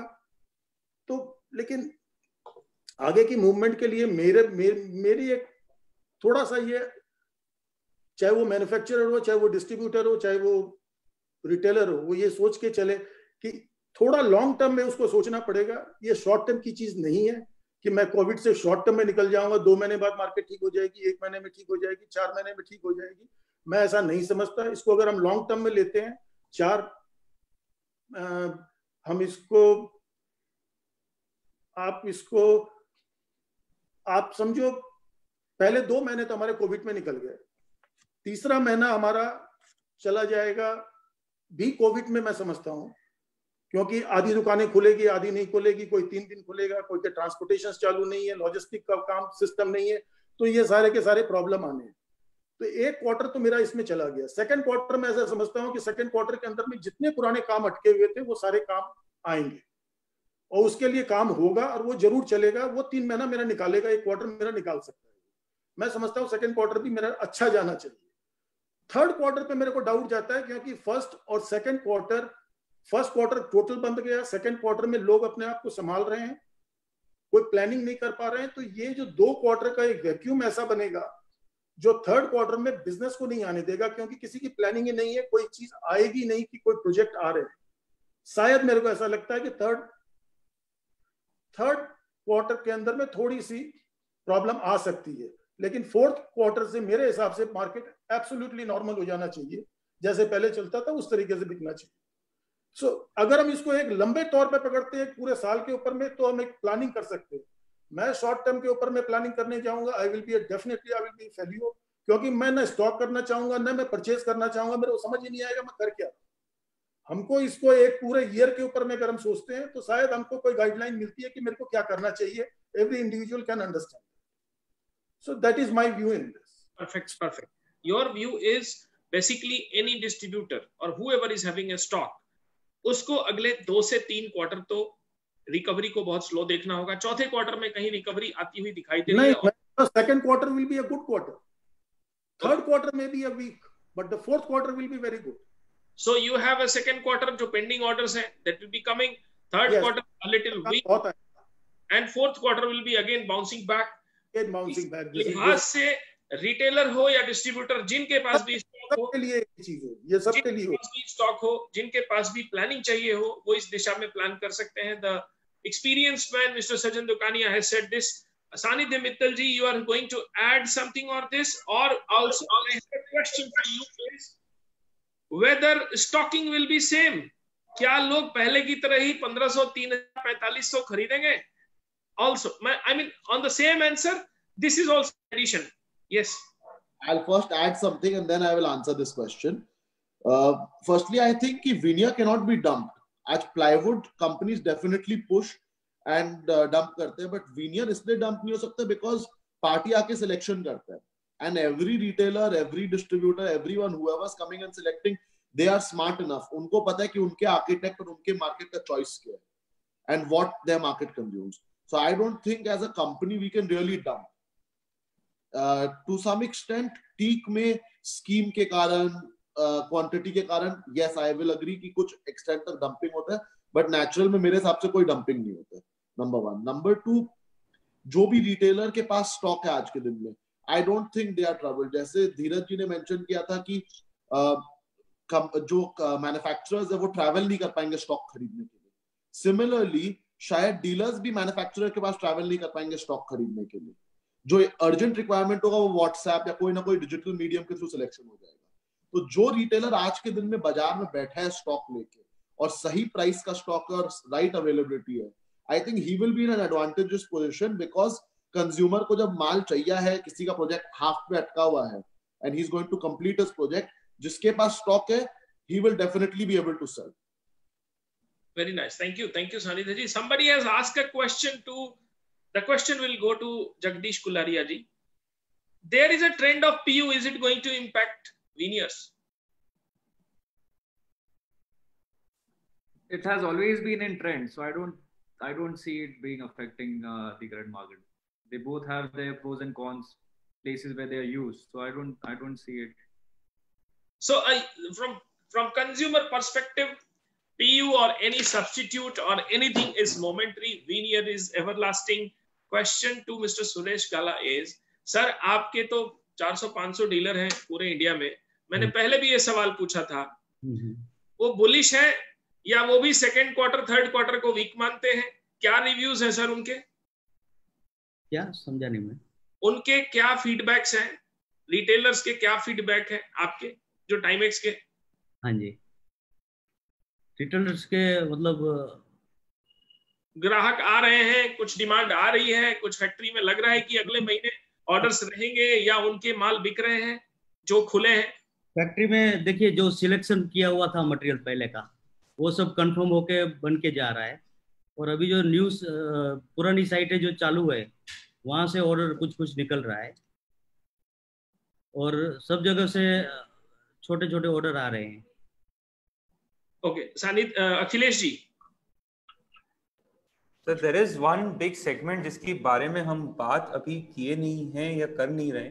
मैं वो लाना चाहता हूँ कि हमारा रिलेशनशिप फ्रॉम द रिटेलर या manufacturer side to the architect community and interior designer community सबसे बड़ा क्रक्स रहेगा in the success of the veneer demand at our level. And this is something that सारे इंटीरियर जितने भी retailers सुन रहे हैं, this is something that they I request them to please concentrate and focus on. देखिए, as a company we have always believed in working with architects very strongly. ये तो आप एडवाइस दे रहे हो ना सर? एडवाइस नहीं, दिस इज अ सेगमेंट, इसके बारे में हमें चिंता करनी पड़ेगी. चिंता कहाँ है, ये तो चिंतन है. ये तो ऑलरेडी लोग कर रहे हैं. जितने विनियर के धंधे में ये चिंतन करके ही दिन भर आर्किटेक्ट के साथ ही रहते हैं. मैं अत्रे लखोटिया जी से सीधा सवाल पूछने वाला हूँ. अत्रे जी, आप तो पूरा फोकस ही आर्किटेक्ट पे रखते हैं, ट्रेड तो आपने कभी देखा ही नहीं. इतनी नाराजगी क्यों आपको ट्रेड से? सर, मेरे को कोई ट्रेड से नाराजगी नहीं है. मतलब इकोसिस्टम से नाराजगी होगी. आपने पहले भी इकोसिस्टम की बात कही. देखिए, मैं वापस एक ही पॉइंट को ड्राइव करूंगा. मैं जैसे काफी लोगों ने यहाँ पर बोला, you have to sell veneer with a passion, you have to do it, you have to believe in the product, आपको उस चीज को समझना चाहिए। मैं बिलीव करता हूं कि आपको वो चीज सिर्फ समझना नहीं चाहिए, आपको सामने वाले को समझाना भी चाहिए। अब जनरली ट्रेड सेगमेंट में मेरा जो तजुर्बा रहा है right at the very start, सब लोग जो है कहीं ना कहीं आकर के एक प्राइस पॉइंट पर अटक जाते हैं, ठीक है ना। तो मेरा हमेशा एक मानना है that the consumer will always define the price. It is any product is driven by a consumer demand, वही जो है प्राइस को डिटरमिन करेगा। तो इतना जब कॉन्फ्लिक्ट्स आ जाते हैं कि नहीं मेरे को तो मतलब किसी और का ये रेट है ना वो रेट है, तो उस कारण से मैं थोड़े ट्रेड से मैं नाराजगी नहीं है, पर मेरे पास जैसे फ्रेंचाइजीज है ही, महाराष्ट्र में भी है, गुजरात में भी हम लोग ने फ्रेंचाइजी की, क्या भले एक ही ग्रुप हो बट लाइक माइंडेड पीपल आते हैं। तो आज ग्रोथ किसको नहीं चाहिए? इंस्टेड ऑफ जैसे हम लोग का प्लान है इस साल के एंड पे खोलने का even in South India and East India, अगर मेरे को कोई ढंग के फ्रेंचाइजीज मिल जाएंगे I am happy to look at it. But again मेरे लिए हमेशा problem is mindset. Now I just want to add something. देखिए सब लोग बोल रहे हैं कि विनियर के डिमांड में कुछ नहीं होएगा, ये नहीं होएगा, मैं उनसे 100% अग्रीमेंट में हूं, because at the end of the day India's growth story is never going to end, we are not going to get pushed back by 10 years। अब फर्क इसमें सिर्फ यही आ रहा है जो मेरे को लगता है एज मैन्युफैक्चरर्स और हम लोगों को, ये जो है हमारे डिस्ट्रीब्यूटर्स को, रिटेलर्स को, आर्किटेक्ट्स को, this is the right time when demand, like Sajan ji said and people are agreeing, is going to be limited for 1 quarter or 2 quarters. We must spend more time in the right process of education plus true innovation of products, not comparisons. मेरे को हमेशा लगा है कि हिंदुस्तान में हम लोग एक कंपैरिजन से काम करते हैं, हम लोग कोई इनोवेशन से काम नहीं करते हैं। आज जिन्होंने टीके में कर दिया, उन्होंने क्रॉच कर दिया, इसने डाइट कर दिया, उसने रिकॉन कर दिया, उसने ये कर दिया, ये चल रहा है, वो चल रहा है, 4 प्रोजेक्ट्स में लग गए, हम लोग भी ले आते हैं। तो I think that all the retailers today, all the manufacturers today, जितने भी डिस्ट्रीब्यूटर्स हैं, आपको एक मौका मिला है, you are going to be sitting on free time, utilise it to channelise yourself on the path ahead. क्योंकि अगले 6 महीने से या 9 महीने में, क्योंकि मेरा व्यू थोड़ा अलग है, मेरे को लगता है demand will come back only in last quarter, क्योंकि अगले क्वार्टर में जो जितने भी कारपेंटर्स है वापस मेरे हिसाब से आएंगे नहीं, तो साइट पर काम नहीं होना चाहिए। नाउ यहाँ I am always of the opinion mister Kularia, his business model is going to now become even more successful for residential projects because it is going to be the need of the hour. But anyways ये मेरा कहना है, मतलब ये मेरी सोच है और कुछ नहीं। Very well said. Atre, you have put a different perspective. Akhilesh has put a different perspective that we have to focus on architects because they actually drive the business in veneering. Atre is also saying that he likes consumers because they are more decision makers, more on the decision maker side. And if there is a franchisee or a partner who is like-minded, who can really understand the customer, it's always good to be with, working with. और ये सभी veneer manufacturer के लिए ये रहता है कि like-minded यानी जो पैशन के साथ कंज्यूमर को समझने की क्षमता रखता हो। पैशन एक बहुत वेग वर्ड है, लेकिन एक्चुअल क्रक्स छुपा है कस्टमर समझने के खेल में। अगर एक वीनियर रिटेलर कस्टमर को समझ लेता है, समझने के बाद उसके पास जो उसके टेस्ट का माल पड़ा है उसे बेचता है, तो सक्सेस रेट फास्ट है। अगर उसके पास जो भी पड़ा है वो सब कुछ पुश करता है, तो उसका सक्सेस रेट कम है। और उन वीनियर सेलर्स का जिनके पास ये अंडरस्टैंडिंग और कस्टमर की सेंस है, उनको कोविड उतनी देर तक नहीं परेशान करेगा। कोविड की आपदा 2 क्वार्टर परेशानी भरी है, लेकिन वीनियर को कोई हिला नहीं सकता, ऐसा ये सारे मैन्युफैक्चरर मानते हैं। मैंने ये देखा है कि मैन्युफैक्चरिंग में पेमेंट्स साल में 1.5 बार घूमती है। रिटेलर भी कहते हैं कि उनकी जो कैपिटल है वो 1.5 से 2 बार ही रोटेट होती है। सानिध्य जी से सवाल है, और ये सवाल फिर तुरंत राकेश जी पे आएगा कि ये रोटेशन क्या इतनी स्लो है?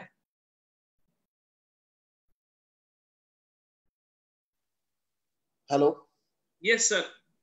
सॉरी, आप अपना क्वेश्चन रिपीट कर सकते हैं एक बार? क्वेश्चन ये है कि कंपनी कहती है कि उसकी उधारी बहुत लंबी है।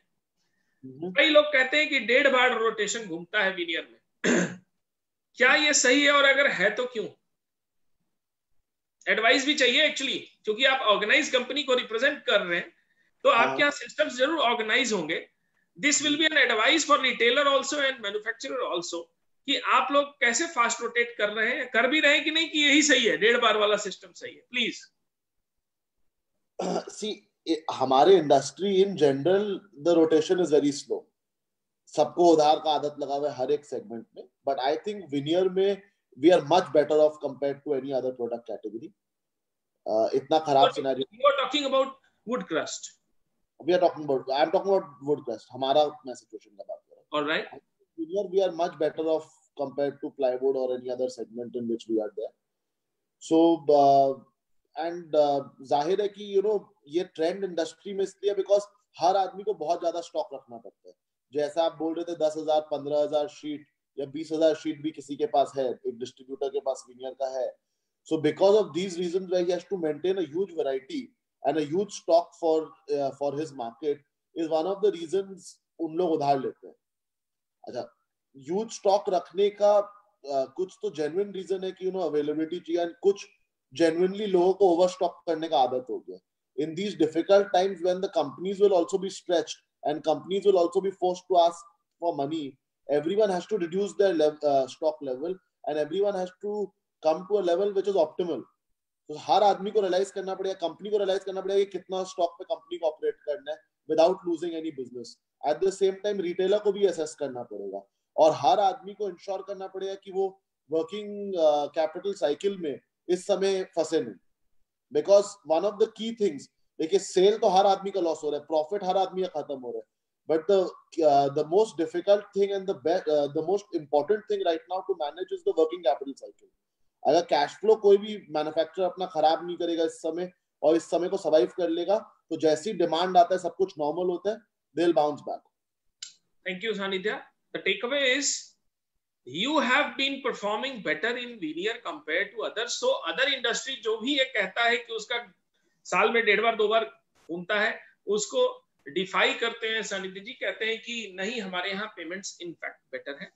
अब सभी लोग अपने मन के अंदर इसे झांकेंगे, देखेंगे कि उनकी कितनी बेटर है, और अगर इनकी बेटर है तो क्यों बेटर है ये भी आप लोग चाहेंगे. तो और मैं आपको इनवाइट करूंगा कि अगर किसी का सानिध्य जी से कोई सवाल है तो पूछ सकता है उंगली उठाकर, अगर नहीं है तो बहुत बढ़िया. और जगदीश कुलेरिया जी से एक छोटा सा सवाल है, बड़ा क्रूशियल है. सर, पेमेंट साइकिल में आप लोगों का क्या रोल रहता है as a contractor? Do you people play a vital role और you depend on the project side only, और you also as a contracting firm you people also invest some capital, big one? So we surely invest our own money. We get our payment cycles with the client is say about 60 days, somewhere 45 days. So we need to maintain that payment cycle. But in the near future, aane wale time, I think it will remain the same. We would again follow 45 days or max 60 days if we can, if it is viable. If not, 45 days is. So is the payments also coming from behind? जो जिनके लिए आप काम करते हैं? I mean, if work has been done काम हुआ है, then we do get payments. We get payments after 45 days, 60 days, could be somewhere, could be more. But COVID is not going to impact much of the payment cycle in coming time. For example, if you take about commercial projects, the projects that we do, the IT projects where payments are streamlined, they don't really delay a lot. But then 80% we see the same scenario being followed. So more or less we are seeing a shortfall of 15 to 20% as per user perspective. Correct? Yeah, somewhere, yes. Somewhere. So उसकी वजह से जो delays होंगे, stock संभाल के रखना होगा, सोच समझ के रखना होगा. अगर किसी ने बिना सोचे समझे रखा है तो उसके पास ये समय है कि उसे घटाए कैसे. वीनियर एवरग्रीन प्रोडक्ट है. अगर किसी को थिकनेस कम करके भी माल बेचना है और वो बेच पा रहा है, अगर उसे कंप्लेन नहीं आ रही है, वंडरफुल. लेकिन सबसे बड़ा क्रक्स है, इकोसिस्टम वीक है. पुश ना करें, क्वालिटी को प्रेफर करें, अपने कस्टमर को पहचाने और उन्हें वीनियर प्रेरित करें. मैं personally Pragat Dwivedi as a ply reporter working for 20 years in this line, मैं पर्सनली ये मानता हूं वीनियर इज रिप्लेसेबल. वीनियर आज के बिजनेस में एक बहुत बड़ी अपॉर्चुनिटी भी है। 100 डीलरों के बीच सिर्फ 6 डीलर होते हैं जो वीनियर को फुल्ली डेडिकेट करके काम करते हैं। हर मार्केट में अगर आप देखेंगे 100 dealers, only 6 to 8% people deal in veneer really. Now in those 6 to 8%, hardly 50%, 30 to 50%, अगर एवरेज आउट करेंगे तो 40% डीलर्स को ही वीनियर की समझ होती है कि वीनियर वो जो बेच रहे हैं उसको वो कैसे बेच रहे हैं, वो खरीद के कैसे लाया है, उन्होंने सिर्फ देखा देखी वीनियर खरीदा है या उनको सच में वीनियर खरीदने आता है। मैंने अपने अनुभव से देखा है कि वीनियर उन्हें खरीदने आता है जो कंज्यूमर को समझते हैं। जैसा आत्रे ने कहा, जैसा अखिलेश ने कहा, जैसा सानिध्य जी ने कहा, यह समय है स्टॉक को कम करने का। स्टॉक कम तब होगा जब आपकी खरीद सही होगी। अगर आपकी खरीद सही नहीं है तो उसके जिम्मेदार भी आप हैं। अगर आपकी खरीद सही नहीं है तो कहीं ना कहीं आप इग्नोरेंट रहे हैं अपने कस्टमर के लिए, अदरवाइज आपका स्टॉक बिल्ड ही नहीं होता। साइज अगर आपने तोड़ के बेचा है, ग्रुप्स अगर आपने तोड़ के बेचे हैं, उसमें भी प्रोफेशनलिज्म की शायद कमी हो सकती है। राकेश जी कुछ कहना चाह रहे हैं? प्रगति जी, इस सारे सिनेरियो में एक बात सबसे ज्यादा उठ के आ रही है कि वीनियर का स्टॉक ज्यादा होता है। इसकी वजह क्या है? इसमें सबसे बड़ी वजह यह है कि जितने भी, चाहे वो रिटेल में डील कर रहे हैं, चाहे डिस्ट्रीब्यूटर स्टॉकिस्ट हैं, चाहे जितने भी मैन्युफैक्चरर्स हैं, ये बात हम सब जने जानते हैं कि अगर हम घर से एक कंटेनर या एक ट्रक बाइंग करने के लिए जाते हैं, बिकॉज ऑफ कि अगर वहां पर हमारे को हमारे टेस्ट का मटेरियल अच्छा मिलता है तो हम उसको उस समय में 2 कंटेनर या 4 कंटेनर या 2 ट्रक की परचेजिंग पे ले जाते हैं। उसके लिए वीनियर के अंदर में जितने भी सज्जन लोग काम करते हैं, मैक्सिमम जो मैंने अभी तक देखा है, जो लोग खाली कमर्शियल प्लाईवुड की तरह उसको यूज करते हैं कि मैं जाऊंगा वीनियर का ट्रक ले जाऊंगा, घर जाकर के बेचूंगा और फैक्ट्री वाले के पैसे दे दूंगा, वो इंसान वीनियर के ट्रेड में सक्सेसफुल नहीं हो पाएगा। जिसको ये पता है कि ये वीनियर मैं अपने पसंद से लेके जा रहा हूँ, आज मेरे पास कैपेसिटी से है परचेज करने की, और वो अपनी परचेज के अकॉर्डिंगली उसने जितनी भी चॉइस करके मटेरियल रखा हुआ है वो कभी भी बिकेगा, उसको ओवर स्टॉकिंग से कभी तकलीफ नहीं आएगी। तकलीफ उसी सज्जन को आएगी जिसके पास फंड्स की प्रॉब्लम है। करेक्ट। हम अपने सेशन में अब तक 1 घंटा 15 मिनट का लिमिट पार कर चुके हैं। इसके बाद हम सभी के पास आएंगे एडवाइस के लिए। Advice to the industry, advice to the trade, ये 2 चीजों के लिए मैं एक बार सबके पास जरूर आऊंगा। इसके पहले अभी तक के पॉइंटर्स को मैं आप सबके सामने रखना चाहूंगा। पहला, वीनियर ब्यूटीफुल प्रोडक्ट है और इस ब्यूटीफुल प्रोडक्ट के वेबिनार को सपोर्ट करने के लिए यूरो प्रतीक को, उनके ग्रुप को, उनकी टीम को मैं धन्यवाद कहूंगा। ये कॉज, आज हमारे वेबिनार्स को सपोर्ट करने का कॉज हमारे लिए कोई एडवर्टाइजिंग बिजनेस का प्रोपेगेंडा नहीं है, ये सिर्फ एक कंट्रीब्यूशन टू ट्रेड है। और जो भी इस सुविधा में, इस चीज को, इस नॉलेज को पहुंचाने में हमारे साथी बन रहे हैं, वो हमारे धन्यवाद के भी पात्र हैं और लाखों लोगों की, हजारों लोगों की, हमारे ट्रेड की बरकत के भी अधिकारी हैं। मैं यूरो प्रतीक को उनके ब्यूटीफुल प्रोडक्ट के लिए, उनके इस इंटेंट के लिए धन्यवाद करता हूं। और इस बीच अगर वर्तिका, अगर टेक टीम या मधु या राजीव किसी के पास भी अगर वीडियो रेडी हो, जरूर प्ले करेंगे। इस प्ले करने के बाद मैं सबके पास एक सवाल पूछने आऊंगा। एक रिटेलर को वीनियर के धंधे में रहना चाहिए, और अगर रहना चाहिए तो कैपिटल कितनी लगा के रहनी चाहिए? सपोज एक रिटेलर पूरे महीने में 400 शीट वीनियर बेचता है, जिसमें हम 30% 40% टीक, 30% 40% नॉन टीक और 15% 10% एक्सोटिक वीनियर अगर वो बेचता हो, अगर इस कॉम्बिनेशन में काम करता हो, तो उसका आइडियल स्टॉक क्या होना चाहिए? नंबर्स है 300 शीट। अगर एक रिटेलर 300 शीट करता हो, मैं ये सवाल अत्रे से तो स्पेसिफिकली पूछने वाला हूं कि अगर एक दुकानदार 300 शीट बेचता हो तो उसका स्टॉक का रेशियो क्या हो, उसका कैपिटल क्या इन्वेस्टमेंट हो। और इस सवाल के आने के पहले मैं टेक टीम से रिक्वेस्ट करूंगा, प्लीज वीडियो प्ले करें अगर रेडी है तो, और नहीं रेडी है तब तक आप अत्रे जी अपना जवाब देते रहे। ये जवाब सबसे मैं लेने आऊंगा जिसको अच्छा video ready, please play the video. This is a video of Euro Prateek.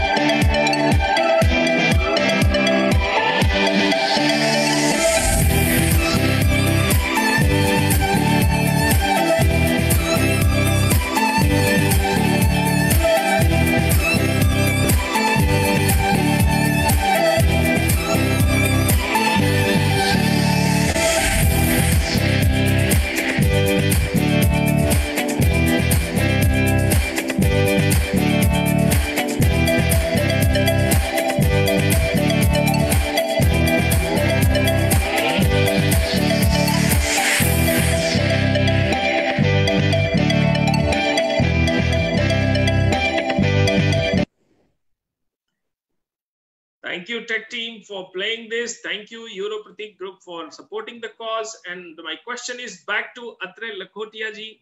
Whether do you see investment important role? So whether do you see how much should be the investment for a retailer to jump in and credible enough to join hands with, say, a person like you?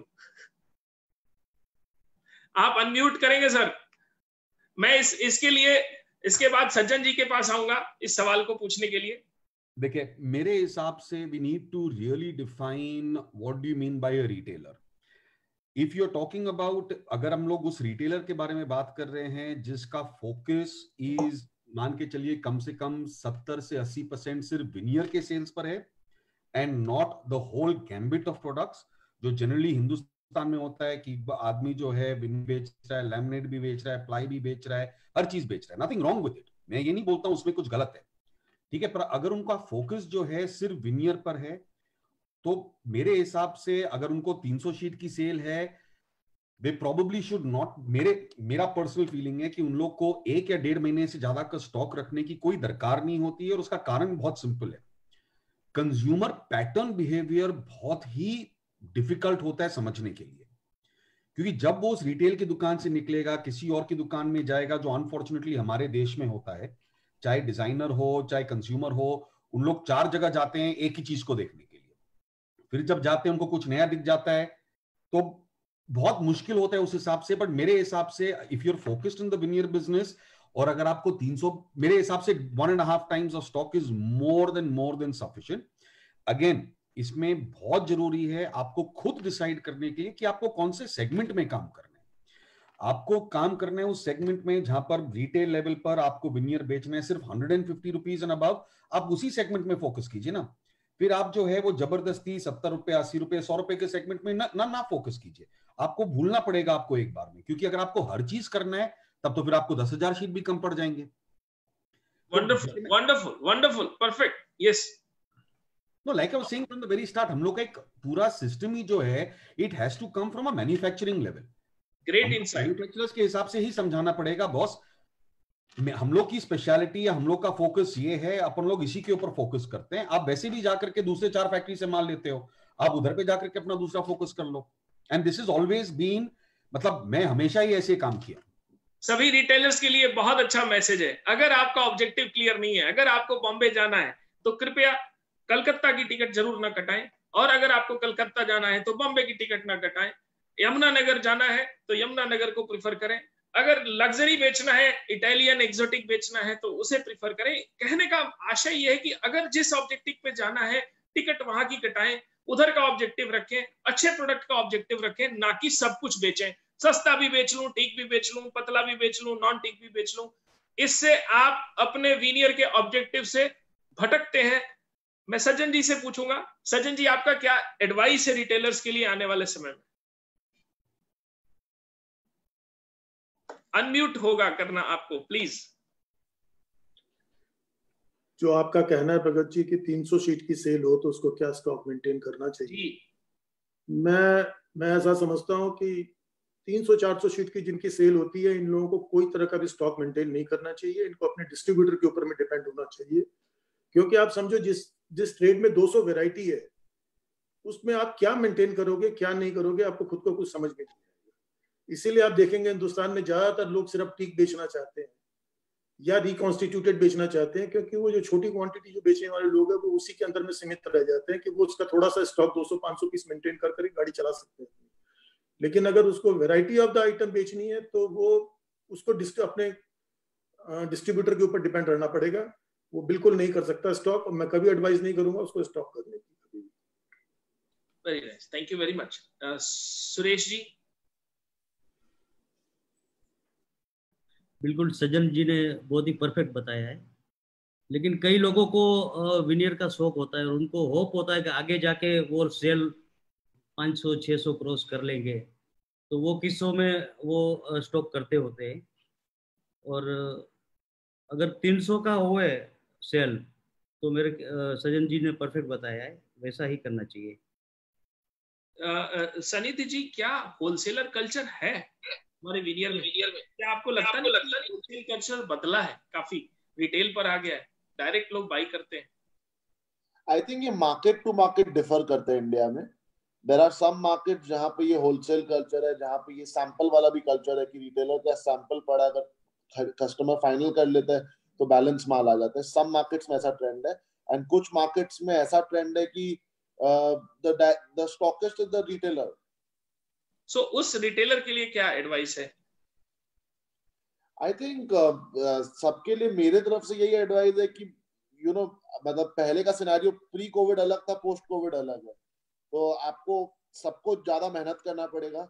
You have to have new and different ways to sell your material and to attract your consumer, and also हर आदमी को अपना expenses lower करने पड़ेंगे। पहले बहुत सारे fancy expenses showroom के अंदर में, फैक्ट्रीज के अंदर में, ऑफिसेस के अंदर में पहले जो वैलिड था वो आज शायद वैलिड नहीं है।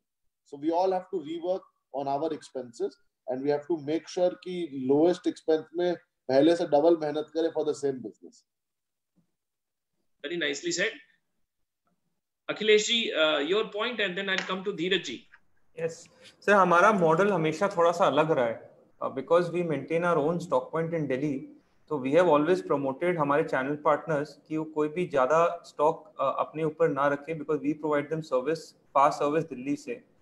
So I think as Sandhya ji said, the model is different state to state, city to city. अगर कोई 300-400 शीट की सेल करना चाहता है, वो प्रोडक्ट मिक्स देखे। If it's coming mainly from peak, तो शायद 1-1.5 महीने का स्टॉक से ज़्यादा की रिक्वायरमेंट नहीं है। बट टिपिकली रिटेल लेवल पे 4 से 5 महीने से ज़्यादा का स्टॉक रहना नहीं चाहिए। Coming to the covid point, we have to focus कि हम अपने कंज्यूमर को एक सेफ फीलिंग कैसे दे when they come to our showroom या टू आवर शॉप या जो भी अपना रिटेल पॉइंट है, उस पे फोकस करके एंड उनको वो कम्युनिकेट करना that our space is safe for you to visit, and हम सारे तरीके की सावधानी ले रहे हैं। That is something that I hope everyone really focuses on, क्योंकि वो बहुत बड़ा इंपॉर्टेंट चीज रहेगा। Thank you Akhilesh ji. Yes Dheeraj Nandu ji. मैं सज्जन भाई की बात से सहमत हूँ कि जो आदमी ने 300 या 400 सीट बेचनी है उसने कोई स्टॉक रखना ही नहीं चाहिए, क्योंकि जैसे डेकोरेटिव का 200-300 आइटम है तो वो 200-300 सीट में तो वो कुछ भी बन नहीं पाएगा, मतलब कुछ कर नहीं सकेगा। तो ठीक, या तो सैंपल वाला जो सिस्टम होता है कई जगह पे पॉपुलर है, बट अगेन एक चीज मैंने देखा हुआ है कि जिसके पास में ज्यादा स्टॉक है, ओवर स्टॉक नहीं बोला जाता है, बट जो समझदारी के साथ जो आदमी जो स्टॉक करता है, जिसको अटरिया जी ने कहा कि जैसे विनियर का बिजनेस को एक पैशन होना चाहिए, समझना चाहिए और विनियर में दिल लगा के काम करे। 80% या 90% तक उसका कंसंट्रेशन जो है सिर्फ विनियर बेचने का जो पैशन है, अगर वो है और स्टॉक मेंटेन करके चलता है, तो वो हर एक डीलर या डिस्ट्रीब्यूटर अपना अपना खुद का, मतलब उसको मालूम है कि उसका मार्केट शेयर उसके सिटी में या उसके स्टेट में क्या है, तो अकॉर्डिंगली वो भी यही चाहेगा कि भाई मेरे पास में अगर समझो 200 या 300 विनियर के आइटम्स है और सारे स्टॉक्स पॉइंट ये है, So it is as good as a factory in a city. अगर मानो आप कोई भी दिल्ली हो, चाहे बैंगलोर हो, चाहे कलकत्ता हो, चाहे कोई भी जगह हो, जो आदमी के पास 25 या 30 हजार या 40 हजार शीट का जो स्टॉक रख के काम करता है, या बॉम्बे में भी 3 से 4 जन ऐसे हैं जिसके पास में 50 हजार से ऊपर के स्टॉक्स है विनियर के, भले उनका सेल 50 हजार शीट का ना हो, 10 हजार शीट का हो, 20 हजार शीट का हो, but they are considered to be as good as stock point, या तो फैक्ट्री ही गिना जाता है। तो in a way there are distributors who can be, जहां पर ये सुविधा है, जहां पर ऐसे स्टॉक पॉइंट्स है, वहां तो स्टॉक रखने की जरूरत नहीं है, लेकिन जहां पर ऐसी सुविधा नहीं है या जहां पर रिटेलर खुद स्टॉक करते हैं, if they can improvise, cut cost, maintain their rotation system, they do not need to keep a stock more than 2 months. That's what I have come so far. Rakesh ji से गुजारिश है कि वो advice to the point, practical advice दे retailers के लिए। इसमें मैं भी सजन भाई के साथ बिल्कुल सहमत हूँ। वीनियर में जिसने छोटी क्वांटिटी में 200-400-500 शीट में ही वर्क करने का ध्यान बनाया है, उसको स्टॉक रखने की कोई बहुत ज्यादा बड़ी आवश्यकता नहीं होती है। हाँ, बहुत सारे स्टेशन दूर हैं, छोटे स्टेशन है जहाँ उनकी पहुंच नहीं है, तो वो आसपास के एरियाज के डिस्ट्रीब्यूटर, होलसेलर्स के साथ कनेक्टेड रहते हैं। लेकिन जो सज्जन अपनी स्टॉकिंग रख के काम करना जानते हैं, उनको पता है कमाई भी वही करते हैं। दूसरा सज्जन कोई जी बहुत अच्छा बताएं, मैं बीच में, मेरा इसमें यही सजेशन है कि काम कोई भी कहते हैं जैसे पूरा करना है, तो वो पूरा ही होता है, तो ही उसमें आपको प्रॉपरली बेनिफिट्स होते हैं। बीच में अधूरा करके, थोड़ा करके कि मैं थोड़े से कर लूंगा, ऐसे कर लूंगा, वो पॉसिबल नहीं होता, वो फंस जाता है। और पूरी मार्केट के अंदर जैसे अभी सभी बोल रहे हैं कि हमारे पास इतनी बड़ी रेंज है, हम एक स्पीशी को आपके लिए 15 से 20 तरीके से प्रेजेंट कर सकते हैं, एक स्पीशी को खाली, तो आपकी रेंज ऑटोमेटिकली बहुत बढ़ जाती है। उसके लिए हमें बहुत प्रिपेयर होके चलना पड़ता है, और प्रिपेयर फिर वही रहता है, उसको घर से मालूम है कि मेरे पास फंड्स हैं, तो ही मैं विनियर के बिजनेस में वो कोशिश करता है आने के लिए। जो भी ये सोच के आएगा कि विनियर ठीक है मैं ले लिया, मैं बेच के कर लूंगा, वो सजन फंसने ही वाला है। धन्यवाद। मैं जगदीश जी से पूछूंगा कि as a user what is your advice for suppliers? See, getting the material on time, that would be great at this critical moment, and rest, I think as people start moving in, work starts happening, the cycle will keep going on. So this is about it. Thank you, Jagdish. And here today on this panel, the wonderful wisdom words on veneer, whatever we have received so far is, एक आम retailer जिसकी cell 300 से 400 sheet की है, उन्हें बहुत लंबा चौड़ा स्टॉक नहीं रखने की जरूरत है, और अगर अब तक आपने जमा कर लिया है तो आपको उसे कहीं ना कहीं खुद ही डील करना होगा। दूसरा, जो होलसेलर बहुत ज्यादा स्टॉक रख के काम करते हैं, उनके पास अपॉर्चुनिटी है कि वो अपने स्टॉक को रीटेक करते हुए ऐसे कई रिटेलरों को अप्रोच करें और उन्हें इस अपॉर्चुनिटी के बारे में बताएं कि अगर प्रोडक्ट कैटेगरी में किसी दुकान की सेल पूरे साल में सपोज 2 करोड़ की है या 1.5 करोड़ की है या 1 करोड़ की सेल है, पूरे एनुअल सेल, और कोविड के बाद अगर उसकी सेल 50% घट जाती है तो और वो वीनियर नहीं बेच रहा है, तो वो वीनियर बेचना शुरू कर दे, क्योंकि उस होलसेलर के पास उनको माल देने के लिए वीनियर है, और वीनियर एक नई प्रोडक्ट कैटेगरी है। अगर वो वीनियर सिखाए उसे बेचना, तो उस रिटेलर को भी एक नई बिजनेस अपॉर्चुनिटी पैदा होगी, क्योंकि आने वाले समय में प्रोजेक्ट सेल धीरे होने वाली है, लोग ऑफिसेस से कम घरों से ज्यादा काम करने वाले हैं, और अगर ये ट्रेंड आता है जो कि काफी इनएविटेबल दिखता है, तो सभी लोग अपने घरों में इंप्रूवमेंट लाएंगे, और अगर वो इंप्रूवमेंट लाते हैं तो मुझे पर्सनली ऐसा लगता है कि वीनियर की सेल आने वाले समय में अच्छी हो सकती है।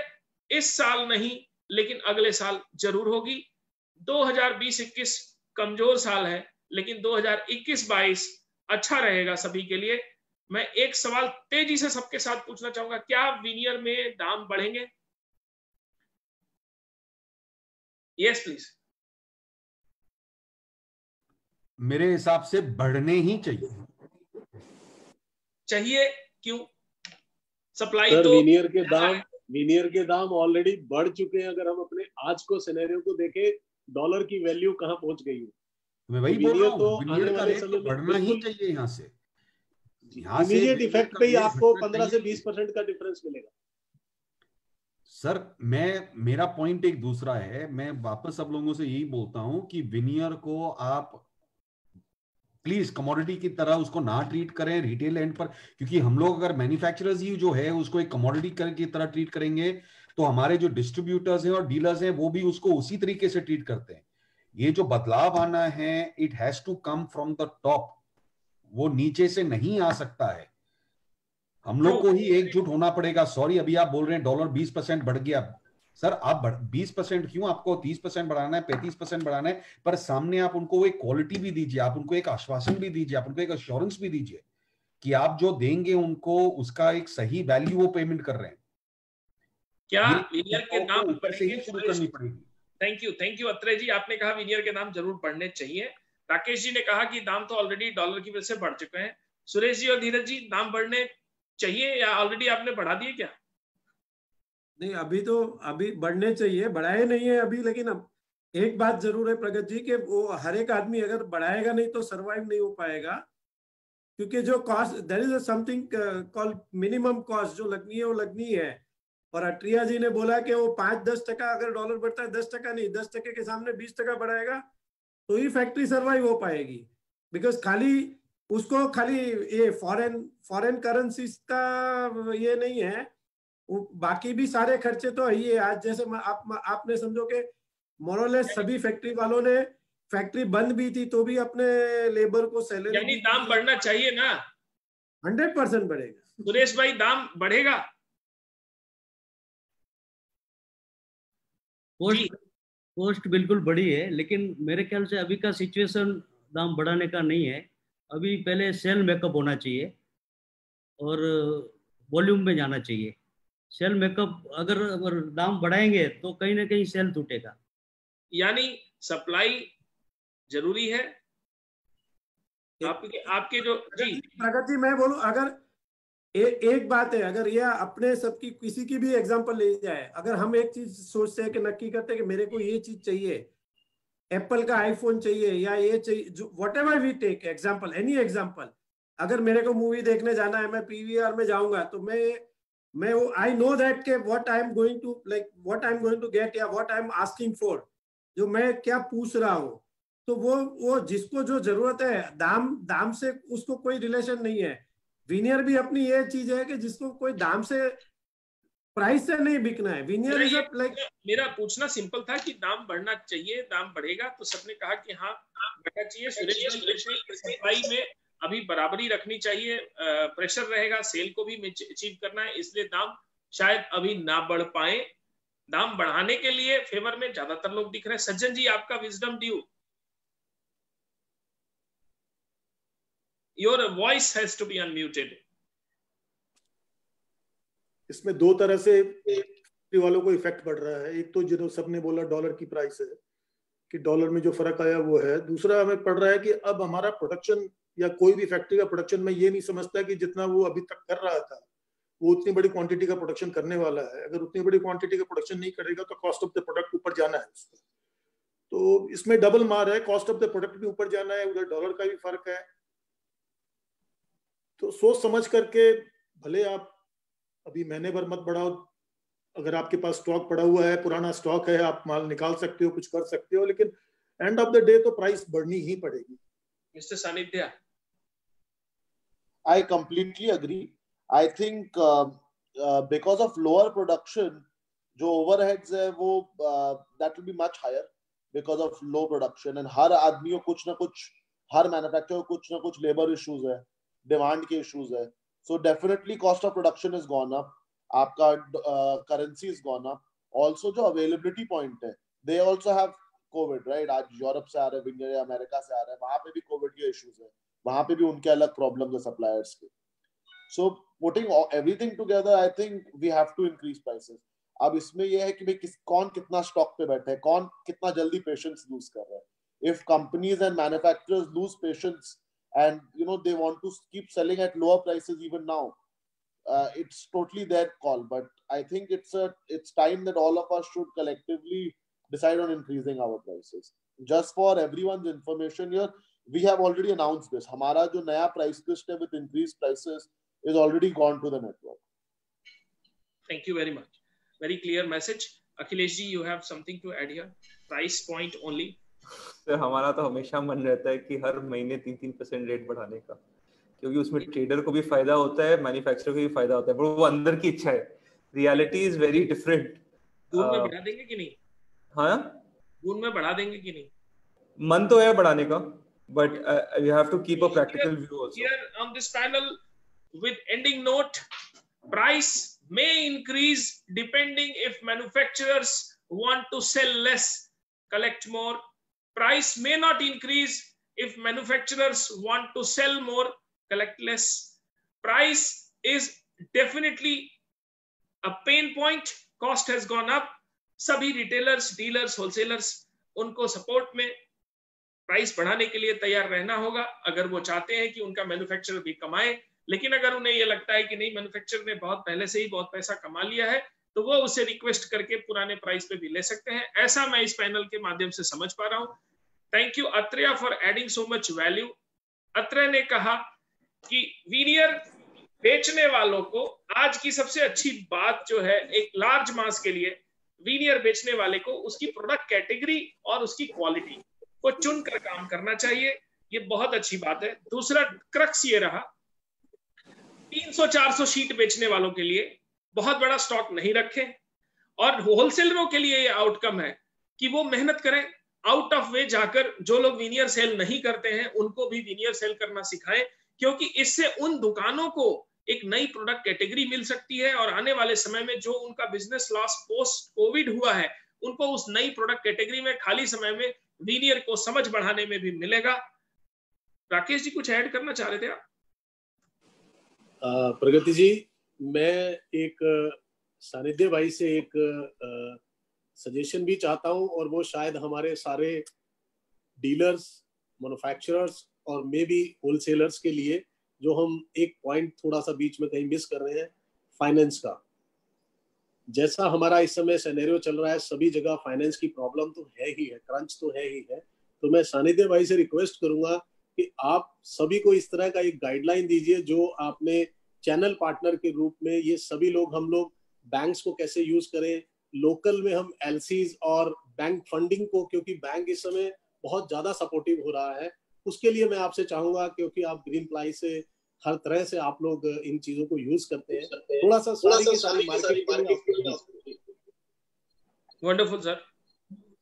हम लोग राकेश जी, हम लोग पहले भी in the past also we were offering channel finance to our dealers, and हम अभी भी कंटिन्यू कर रहे हैं. जो नहीं भी चैनल फाइनेंस फैसिलिटी ले रहे थे, वी आर मोटिवेटिंग देम कि आप चैनल फाइनेंस फैसिलिटी लीजिए. आज के दिन में चैनल फाइनेंस का फैसिलिटी, इवन द कॉस्ट, जिस कॉस्ट में आज मिल रहा है compare to the past, it is a lower cost. So it is a benefit to all to the entire trade. हर एक रिटेलर, हर एक डिस्ट्रीब्यूटर के लिए वो बेनिफिट है कि वो चैनल फाइनेंस फैसिलिटी ले सकता है. जैसे हम ये फैसिलिटी दे रहे हैं, आई एम श्योर हर एक मैन्युफैक्चरर या तो दे रहा है या देना चाहता है. So if all of sir, इसके लिए माफी चाहूंगा सानिध्य जी, इसके लिए मैं आपसे चाहूंगा थोड़ा सा आप इसको हमारे को ब्रीफिंग करें कि हम अपने बैंक्स के साथ में अपने डिस्ट्रीब्यूटर डीलर्स के लिए कैसे चैनल फाइनेंसिंग के लिए अवेलेबिलिटी करवा सकते हैं, कैसे हमारे को उसको उनको ऐसा एक सिस्टम दे पाए कि उनके लिए इजी हो, क्योंकि हर डीलर, हर डिस्ट्रीब्यूटर बैंक के यूजिंग को समझता नहीं है. राकेश जी, इसके लिए मैं अलग से सीएफओ लोगों का एक वेबिनार जरूर कंडक्ट करूंगा. आपका वैलिड पॉइंट है, और मैं चाहूंगा कि सीएफओ जो फाइनेंस ऑफिसर्स होते हैं कंपनीज के, मैं सानिध्य जी से भी रिक्वेस्ट करूंगा, सज्जन जी से भी रिक्वेस्ट करूंगा, सुरेश जी से भी करूंगा कि अगर आपके एक्सपर्ट सीएस या सीएफओज होंगे, हमें जरूर मौका दीजिए कि हम उन्हें होस्ट करें, और हमारी ट्रेड रिटेल कम्युनिटी के लिए इस तरह की गाइडलाइन हम दे पाए. धन्यवाद राकेश जी. इस वेबिनार के कंक्लूजन का क्रक्स यही है कि आप उन लोगों से जुड़े जिनके प्रोडक्ट और जिनकी स्टैंडर्ड आपके कंज्यूमर से मैच करते हो. वीनियर सेलिंग एक आर्ट है, वीनियर सेलिंग एक ईमानदारी है, और वीनियर सेलिंग कोविड के बाद जबरदस्त अपॉर्चुनिटी भी है.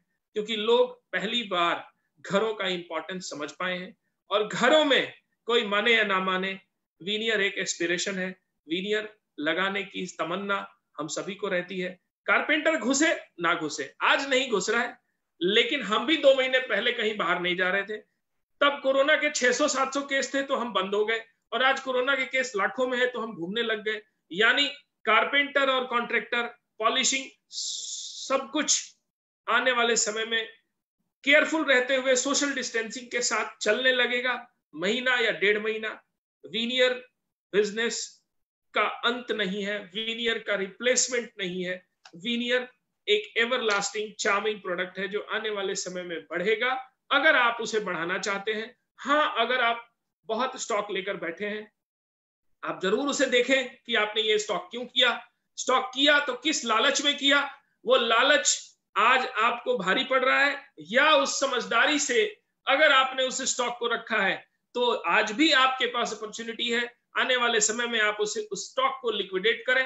अगर आपका सिलेक्शन अच्छा है तो उसके बायर होंगे, हैं, और चूंकि रेट बढ़ सकते हैं वीनियर के, इसलिए वो स्टॉक आपको कुछ पे ही करने वाला है। सबको धन्यवाद। अगर मैंने कुछ भी ऐसा अनजाने में कहा हो जिससे किसी का दिल दुखा हो, मैं उसके लिए क्षमा चाहता हूं।